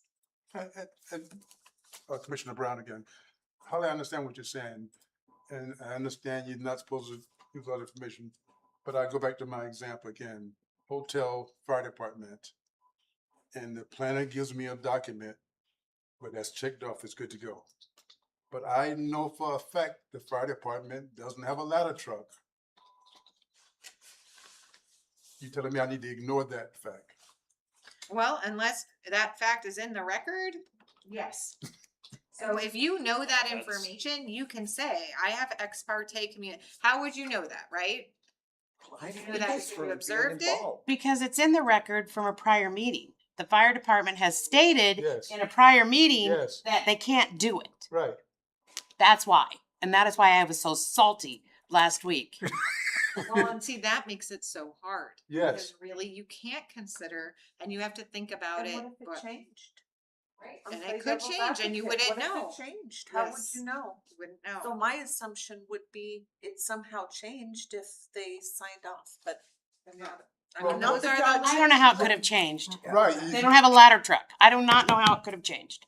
Yeah, but see, that's the thing. That is you considering things that are way beyond the applicant's, Mm. right? Like the applicant is like, I filled out an application. I did everything that I was asked to do. Right. I went through the criteria. the- I made sure we had, Right, and now I right. have these non-objections. And someone is gonna vote against my application because of information I do not know they have, that they did not get, nor did they share, nor is it anything that I've had a chance to respond to. And that was, So we and have that's to- what tore me apart, because I truly believe the applicant didn't know they didn't have a ladder truck. But really, I think. I kind of think the applicant did know they didn't have a ladder truck. Well, I I'm will sorry say to as a say. commissioner, This I ladder didn't truck have is any of not this a real ladder information. truck, and we are not talking about real, like, Yeah. let's just be very clear. Yeah. We're Agreeing, we're But- not, we're not. But I didn't have that information to work off of. You guys had information I don't. If it wasn't in the document, I can only go what's off on the document. So you guys had information I didn't. But it was a prior meeting. And a fake That's the problem. hypothetical. Right, right. What prior And, meeting? and so Use the that fire is the de- point. use the You're- fire department in a hotel, keep the conversation to That's this. what Yes, I'm saying. yeah, The the fire fire- department had stated that they didn't have a ladder truck. Not if what we're talking about is a hypothetical situation Right. that doesn't exist. Yes. So this is an excellent point too. The point is you're deciding something as a body. Everybody needs access to the same information. And so I was just gonna say, really, I would say, my God, they signed off on it. Yes. That's what caused the dilemma. Which at that point, do you second guess from information you have from before, even though you have an express of signed off approval? I will tell you that hypothetically, if you do that, based on that would be a violation of that person's due process rights, right? You would then have a decision maker making a decision based on information outside the record and doing so by ignoring information in the record. So the one thing you can do though, so let's say you have a letter that says this is approved. You know, you can ask questions. You can ask questions about that letter so that you understand, so I have a letter saying the fire department approved this and that they have this truck. I just want to confirm that there is this truck and that the fire, or maybe you want more, so, and that is something you can direct to the planner to help and to the applicant, but yes, I think you live in a small town. Yeah, we do. That's- I that's- want to ask you this. Let's So say many you of have us are a judge. involved with fire departments as ambulance drivers, as volunteer firemen, as emergency response. We know these things. Not that we go out and ask because of what's before us. We know it because of our involvement in the community. And you are telling us we can't. use You that may money. know that, but if I don't, how is that that so- hinders me so from making a here's- fair here's the decision question. when you have information I don't. So if it's not part of the Can we public table record, it? Should I that can't have been consider it. tabled? Should that, should No, that, not no? based on this, no. Yeah. No. So you have a person, your code says that a person gets to come to you and apply for a permit. Yep. And if there's substantial evidence regarding the criteria on those things, you find a certain way, right? Based on, if there's not substantial evidence, you don't find a certain way.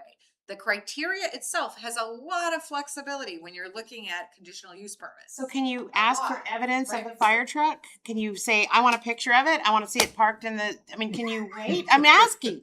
Well, I mean, I think you have the evidence that you have in front of you. They have to meet their burden. If you find that you want additional information, that's one thing. If you are searching for additional information, searching, because I you want have- it.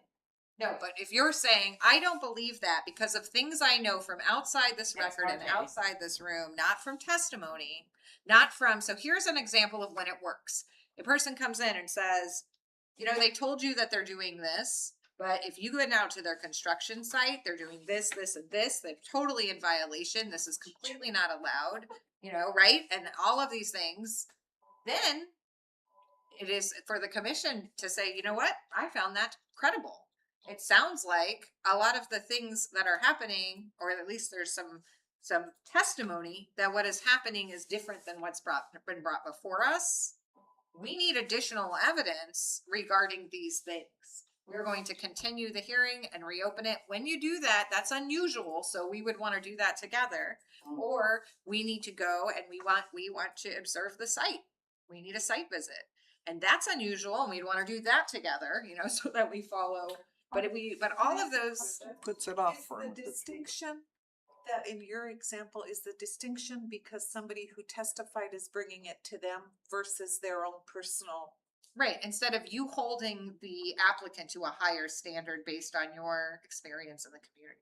It's not a Right, that is, well, imagine there is a judge and somebody robs somebody or is accused of robbing somebody. And the judge is like, well, I knew that kid growing up. I mean, he really had some problems. He's not a good kid. Everybody knows he's not a good kid. My neighbor actually told me that kid, he robbed him just 2 years before. So the kid walks in and there's no evidence against this kid. And it turns out, nobody knows this, but this kid has actually joined the Peace Corps, is an upstanding citizen, turned his life around, just an amazing human being. It happens. Walks in and the judge says, guilty. And he says, why? And the judge says, what? Because of everything I heard outside this courtroom? Because of, no, that is not how we run adjudicatory proceedings. Now, what the judge is dealing with arguably is much more serious. Those due process protections are tighter. That's a more formal hearing process, but we're dealing with people's property rights. They have spent money. Right. They are reading your code. They are deciding whether or not to invest in your community. They are making very big decisions for something that is very important, which is our property. And the US and the Alaska Constitution finds property very important. Yes. Right? So it may be less important. I mean, than, going to jail for robbery, or it may not. It really depends on your perspective. Your role is so important because you are maintaining the sanctity of the hearing process that our code has decided to give people. question. So I'm sorry, you may know in our hypothetical situation about a fire truck. And as hard as it is, you've got to do what that judge does, which is, I am here to make a decision based on what our laws decided we're going to make a decision on. And our record. And our record. Which said is our we're record. Good. Right. And our laws decide we make a decision on the record. But, So, but isn't that record based on my planner asking the fire department, is this good to go? Can you meet all the criteria? And the fire department said yes. She doesn't know whether it's a fire truck or not, but she has a document from the fire department saying this is a good to go project, which is false information. Well, you're going to deal with the record in front of you. Right. Whether your planner is bringing you that information or the public or the applicant, you're going to deal with the information that is put in front of you because the dangers of not doing that are too. And didn't you tell someone last week they couldn't abstain? Right, because you So, are 'cause a I, decision yeah, maker. no. Yeah, we can't, so you can decide you don't want to participate in a hearing as a planning commissioner, you're a volunteer. You could decide you have a conflict or you could decide you have a bias, but you cannot do that in the middle of the hearing, right? So you'd have to do it ahead of time? Yes. so How when would you're you know gonna- how the hearing was gonna go? Exactly. You How can't would do you it. know that you had a bias? Well, seriously. Right, you have a very hard job. We, You know, imagine if the judge was just like, we- abstain. wouldn't you I don't really want to Well, decide you whether. have read your packet. I did read my packet. How did the packet not inform, but the hearing informed? Well, it's hard to discuss last week because But we're not talking about that. We're not. Yeah. So I should have just said I have a conflict and not, I could have slept after surgery instead of getting so mad. Well, I think, it's hard because with council, we would say you will show up and you will do your job. You've been elected to do that. You have to. That's how our code is written. With commission, you get to make a determination whether or not you have a conflict. And in a quasi-judicial, and this is very important, we're looking at bias. So if you can't make a decision because you think you have a bias, Mhm. then don't show up. And I don't mean don't show up. I know what you show mean. up, declare that you cannot make a decision because you know somebody, or even in some situations, I have information from outside that I don't think I can put aside and just pay attention to the record. Now, if you all do that, we will be paralyzed. So that is, and then we might have to change the law. Yeah. That doesn't allow that much flexibility because Oh, that we're wouldn't be good. reliant. Everyone is reliant on you to issue these decisions, and there is comfort that comes in numbers. There's a reason why we turn to a commission as opposed to an individual. And the hearing officers, when we use them, are highly qualified and trained, attorneys. Yeah, so and everything you said, I understand. But I know, but it's a lot hard, of it's information that you get, I didn't know when I showed up for the hotel and what the fire department was gonna say. But then they got up and testified, this is good to go. Now I can't withdraw because I've heard. That's some what I'm information. saying. yeah, you can't. You have to you have to do the thing where you put your hat on and you say, I am here to make a decision on the record. I am not saying that your job is easy at all. And I am not saying that we'll always do it right, So I think one of those things is, so in that situation, we may have to, especially you may be in the middle of a hearing and then hear something that creates right where you're like, oh my gosh, this is my child's boyfriend. Yes. I didn't know until right now. I just realized this is the person. Bring it up. And then at that point, being able to abstain may make sense because your participation wasn't colored in the first part, right? It became a problem once you got the information that created the bias. So we would navigate it that way. That would be okay. Yes. So I think that would be, I think, we'd work through it, but again, generally speaking, you don't just abstain because and I see why sometimes you'll be like, oh, I can't make Moving decision. forward, will the findings continue to be a separate vote? Or will they be included as we consider the original motion, whether to pass it or not? So when you do, and there's choices. So We this is separated them. so a couple things. So the reason why, so you'll have a resolution, for example, and it'll have all the criteria in it and say, therefore we, we approve, permit number, blah, blah, right? So for one, all motions should be in the positive. You're either approving something and it fails. So that's how it gets, right? So if you have a resolution, you either approve it or you express why you're not approving it. But unlike a resolution in the legislative realm, the most important thing is that discussion once you say move to, to pass resolution, blah, blah, blah, approving, blah, blah, permit, right? Then the work starts. Then you say, I think factors 3 and 6 or it's a really easy night and you're like, you know what, I completely agree with the planner's findings. I think all of the testimony supported that. I understand this, but I feel very strongly that that's all, that's That's where it should be. We don't separate it out. Now, But we did. sometimes, well, what happens sometimes, or may have happened, is commissioners say that we are not making a decision based on how we feel. We are making a decision based on what the planner said or what we're forced to do under the law. These are not, you are the decision maker. You have to go through the criteria and make a decision. So if there's an occasion where it looks like those comments, more than the majority of the commission makes comments like that, I would, or any attorney will, hopefully step in and just kind of help you guys walk through the criteria so that your Which is what you findings- did.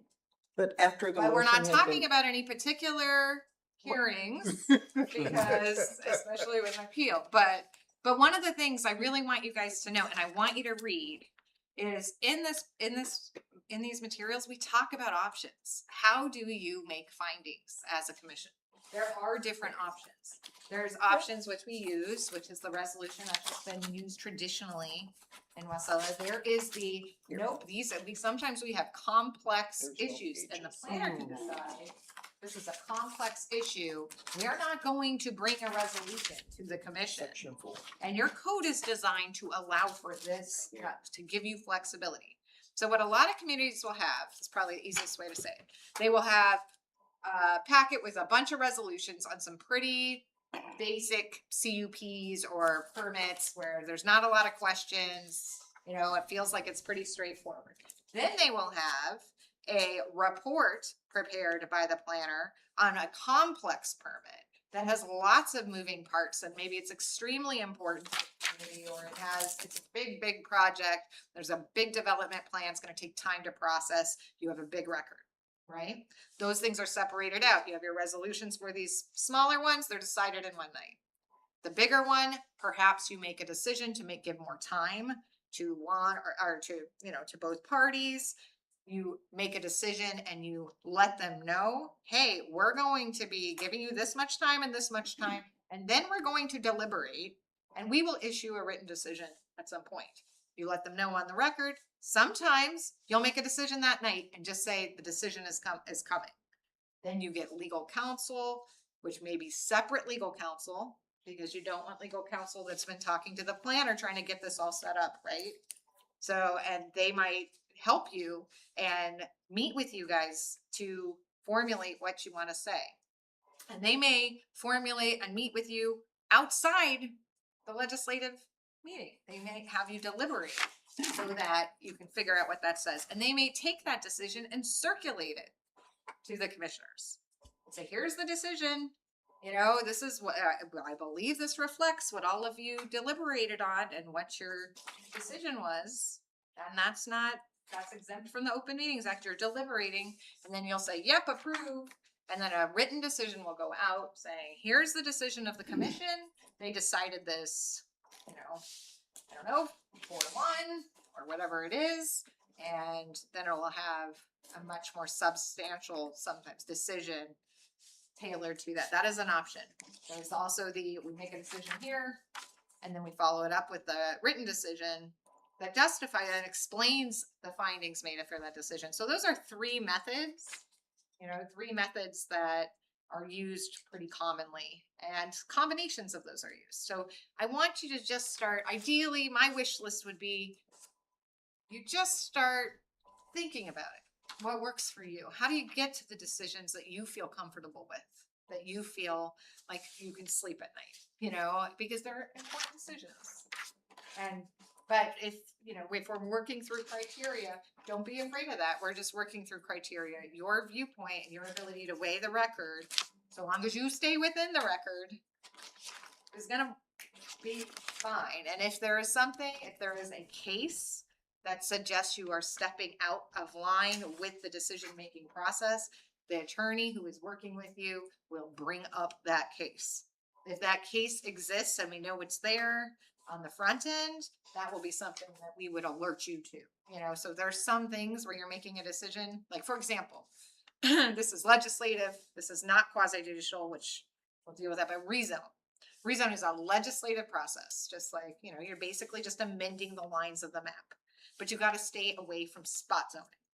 And we have cases on that. So anytime you're going through a rezone, a lot of times we're going to give you information regarding when does amending the zoning map start to look like spot zoning, so you can navigate that. Same thing on variances. Conditional use. Okay, that's it. I know that was a lot, but does anybody have questions? I feel like we worked through a lot. See, it was fun. We But I never depend on the received an due answer to my diligence. questions. No, Commissioner Lancho, what's your question? I want to make sure. Are the findings going to be part of the original motion before we leave here, or I think we should have been directed, if you're unsure of your findings, refer it back to the planner.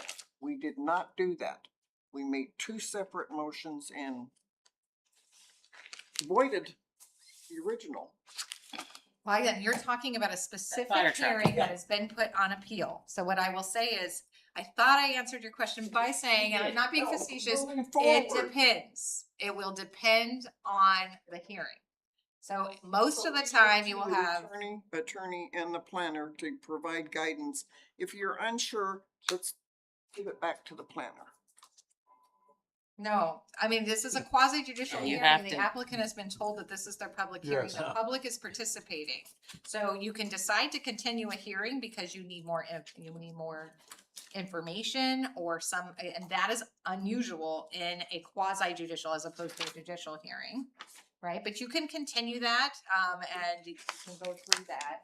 But generally speaking, you're going to march through the criteria and you're going to issue a decision. If you do not or cannot make the decision, this kind of goes to what you're saying, Commissioner Lanchill. If you're like, I need more time to make the decision, then you can be like, I am not ready to issue a decision. I have to think about this.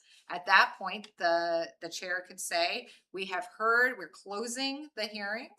We have heard all of the testimony and evidence. Thank you all of the parties for being here. We will take the matter into consideration and a written decision will be issued in compliance with the code. There will be a right to appeal that decision to a hearing officer under code provision, blah. So that's how we would deal with that if you needed more time. But the idea that, so all that happened at that hearing was, okay, let's walk through what justifies the findings, right? And I think the problem is, so that's just one thing, and that is appropriate. You walk through what equals your finding. So, you know, what justifies your findings, what your findings are based on. So in the future, it'll depend on the nature of the permit, the evidence, and what the record and what you want to do. So we'll walk through that each time. The most important thing to know is there's no specific answer. I would say most of the time you're going to have a resolution in your packet. You're going to march through it. You might change a couple findings here or there, maybe add a few conditions, maybe disagree completely. Maybe And the then- confusion, the resolution is the findings in my mind. When I read the Yes, resolution. right, the right. resolution is the Yeah. findings. Yes. So you Is don't that the separate confusion? them. Right. Well, You can in the Right, sense right. that It it's is in the reflecting affirmative your and then- findings, But it's your yes. vehicle, yeah, yes, it's your. exactly. Is that the confusion? The resolution is the findings. So when we work through because it got all the criteria are in the. We can't discuss previous, but read the record. I mean, it's clear what we did. Moving forward. In here, it's saying that we have the right to summarize findings and submitting them to staff for drafting. Exactly. That is an As we're option. discussing, we could have put this off, referred it back to planning and said, which would delay it for 2 weeks, but so be it. And we should have done that. Right, and you can delay it for more. You can absolutely, again, I don't think you absolutely can do it. Your code is drafted to give you flexibility to deal with the nature of the permit in front of you. So one of the things, you can do is make findings on the record and then have the planner draft up those findings, or even the planning clerk draft up those findings, right? That is one of the things you can do. You can go and deliberate, and you can direct an attorney, maybe even an attorney assigned to you, depending on, right, separate and distinct from the city attorney, someone who is there just for that proceeding so that you protect any appearance of impropriety.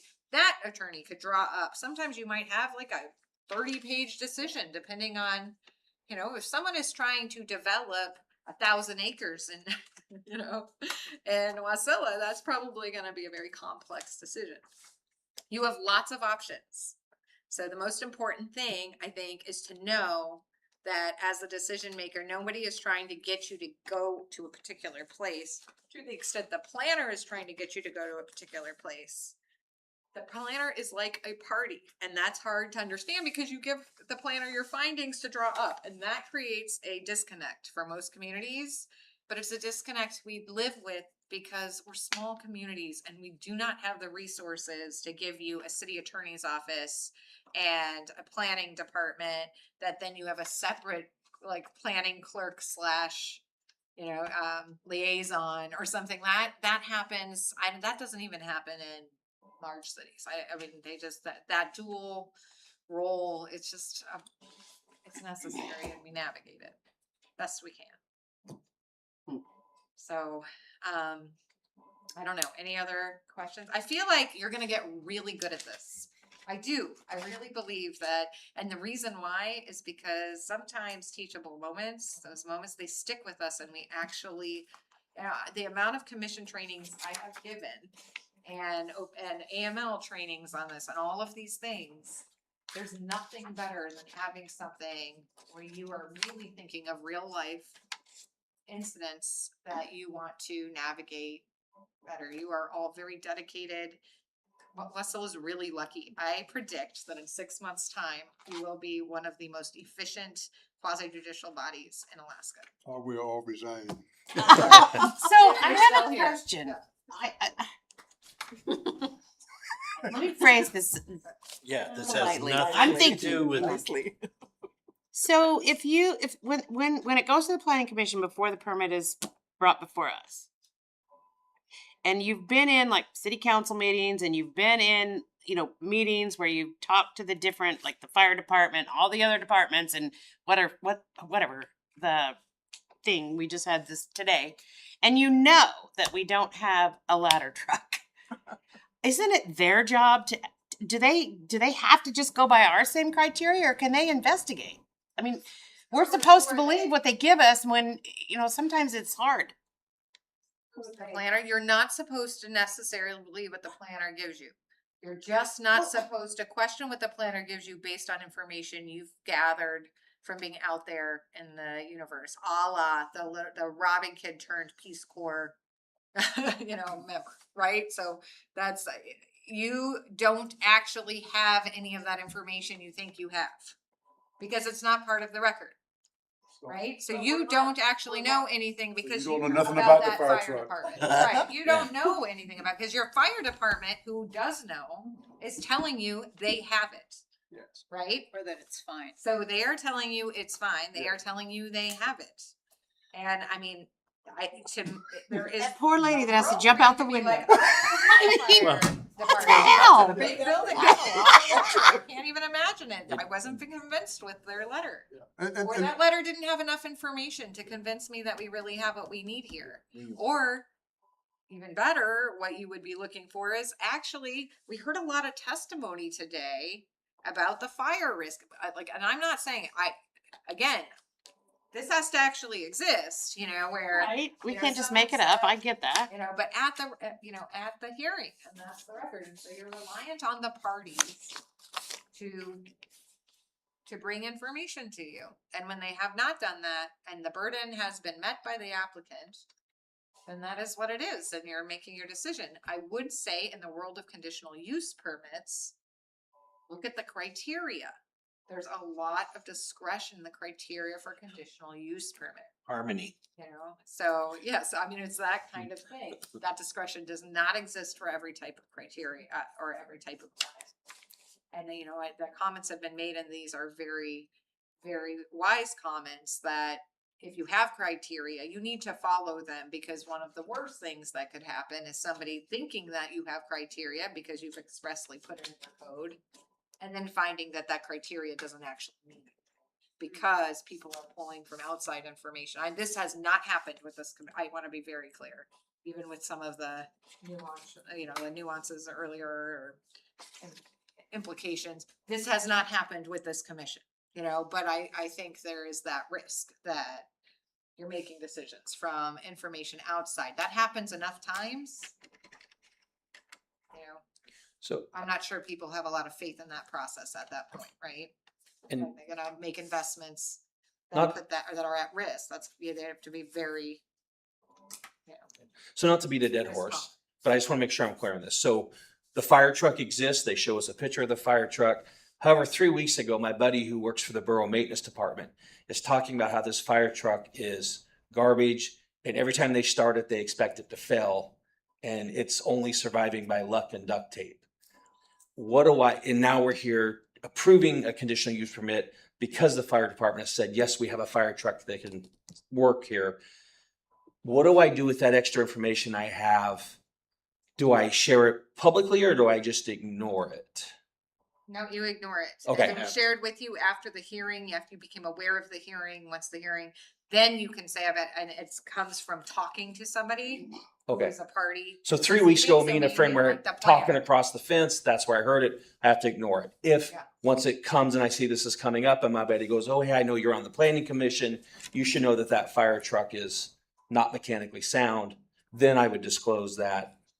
You would disclose expert, yes. Any To the ex rest parte of- to the rest of my communications with commissioners, the so they- parties, or, and really, I would think of it this way, not so much your friend, unless your friend comes and talks at the hearing, although you think that they would share that if they did that. But if the planner shares information with you and then there's a contradiction, that is a messy situation, because at that point, I will be asking you to share the ex parte communication Mhm. and what information is there. So that'll be out there. And then you would cure that information by giving the applicant an opportunity to speak to it and to but that's only because that ex parte communication is between the parties to the hearing. And you got that information when you had your decision-making hat on. You, once that appeal has been, or that application has been completed and the hearing is scheduled, right? You're now in the realm where you have your quasi-judicial Okay. hat on for that hearing. Okay.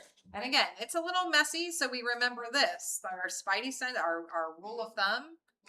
Is it fair? Are you making a decision based on information that was brought to you as part of the record by the applicant or someone else? And the idea is, if they really don't have a fire truck, somebody cares enough to tell you, right? Mhm. Because you have parties there. The city has a planner that is responsible for coming to you and sharing information. The planner is gonna go to the fire department. You would expect the fire department to want to share that information, to want to be, right? You would expect that. So the idea is, you've created a hearing where people have an opportunity to protect their interests and express their interests, including, and now with the, you know, if you adopt that change in the ordinance on those original hearings, the CUP's variances, right, unit developments, the public also has so a lot of avenues and a lot of interests get to come express their interests, including the friend on the other side of the fence, you know? Okay. And then you have information. So I think that is, so one of the things I do think too, if someone feels the need to share something with you, ex parte, think you can tell them, I cannot talk to you about this. There is a public hearing scheduled for this. Then you're welcome to come, or whatever that is. You're welcome to send them to the code to find their process and then disclose your ex parte communication. So, because back to findings, wouldn't the finding have to be, well, my friend told me there was no fire truck? But yet you I mean, think about that, but yet you have a paper in the record that says we're good to go. Yeah. Can you imagine how that would feel? You know, when someone goes through a process and the planner says, yep, this is there, and you get a non-objection letter. And then a person says, well, but I was told otherwise outside this room. So And that has to be a finding, because that's part of why you made the decision to deny it, I would think. but you didn't know this and I didn't, so you didn't have a chance to respond to it before right now. And you probably would be like, here's my response. It's the letter saying, you know, so it creates a lot of problems. but it's hard. That's the thing. This is not easy.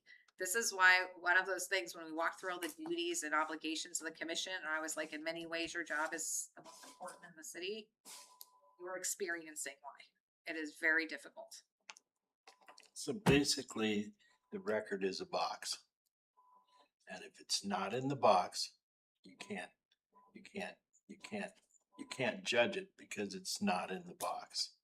And we rely on the due diligence of the planner, but most importantly, we rely on the due diligence of the applicant. That is, They're not gonna tell you that there's no fire truck? I mean, let's be real. well, they got a letter from the fire department. Right. They did what they needed to do. Yeah, and that's in the box. Yeah. And Joe saying that the trucks broke down, that's not in the box unless a person is qualified to come and speak at the hearing, then his testimony can go in the box, Yes. but not any other way that I know of. Exactly. Well said. And here's the other thing. You get to decide if you believe someone or not. You know, commissioners, I think this is missed a lot. Someone comes and talks to you, you decide if you believe them or not. What if you Doesn't matter don't? Whether you're talking about the Well, planner then or a member, that is you your know, decision. or the applicant or someone else, you can decide. I You do can- not believe it. That will You know, sway or I do your believe it. decision. Mine alone, which it Yeah. did. Yeah, okay. And I make citizens mad, but I will not talk over the fence. I will tell people to come to me about any issue, show up here. Please show up here. We need you to Don't show like up it, here. And then I will listen to you.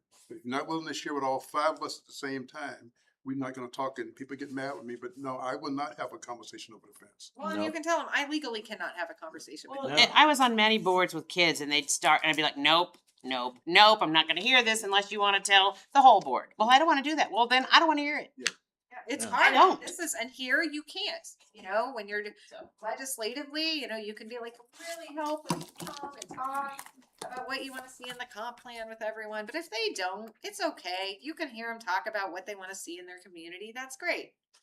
But when it comes to your quasi-judicial role, Yeah. you absolutely cannot. You know, and so that is, and if you do, we have to deal with it, and mistakes happen. People talk before you have a chance to tell them what they're allowed to talk to you about. you know? Wait, Yeah, you could be like, box. Hold up. Stop talking.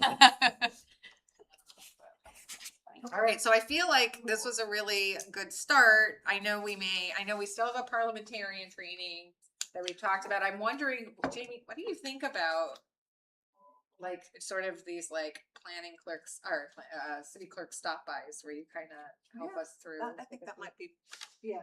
What I'm afraid of is when I focus too much on parley, you're primarily quasi-judicial. And I think that gets muddy. Not that I'm not available. I learned so much. I learned with you. And so I'm happy to do drive-bys. Yeah, I like that drive. But yeah. I don't know if I'd call it a drive-by. Yeah, it's 8 o'clock, drive-by went away about 7:15. So great job, you guys.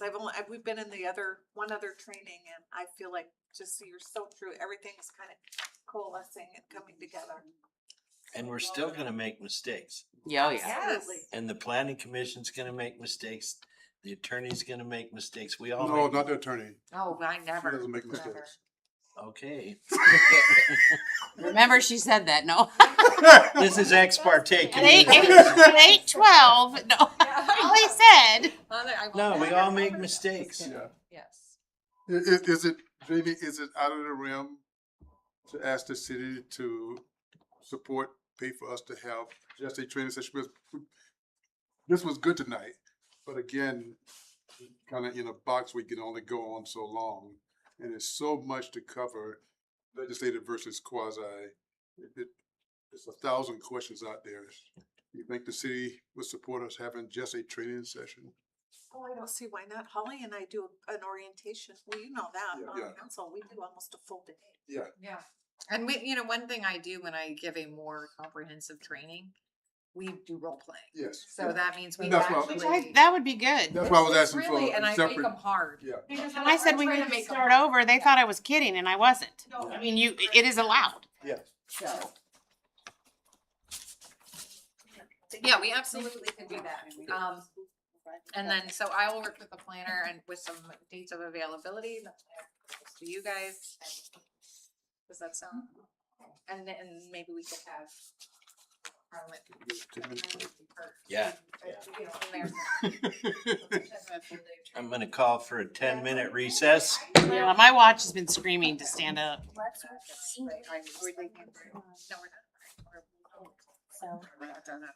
Yes, ma'am. Don't run away, you can stay longer. I had council last night. Thank You're you, Jay. poop.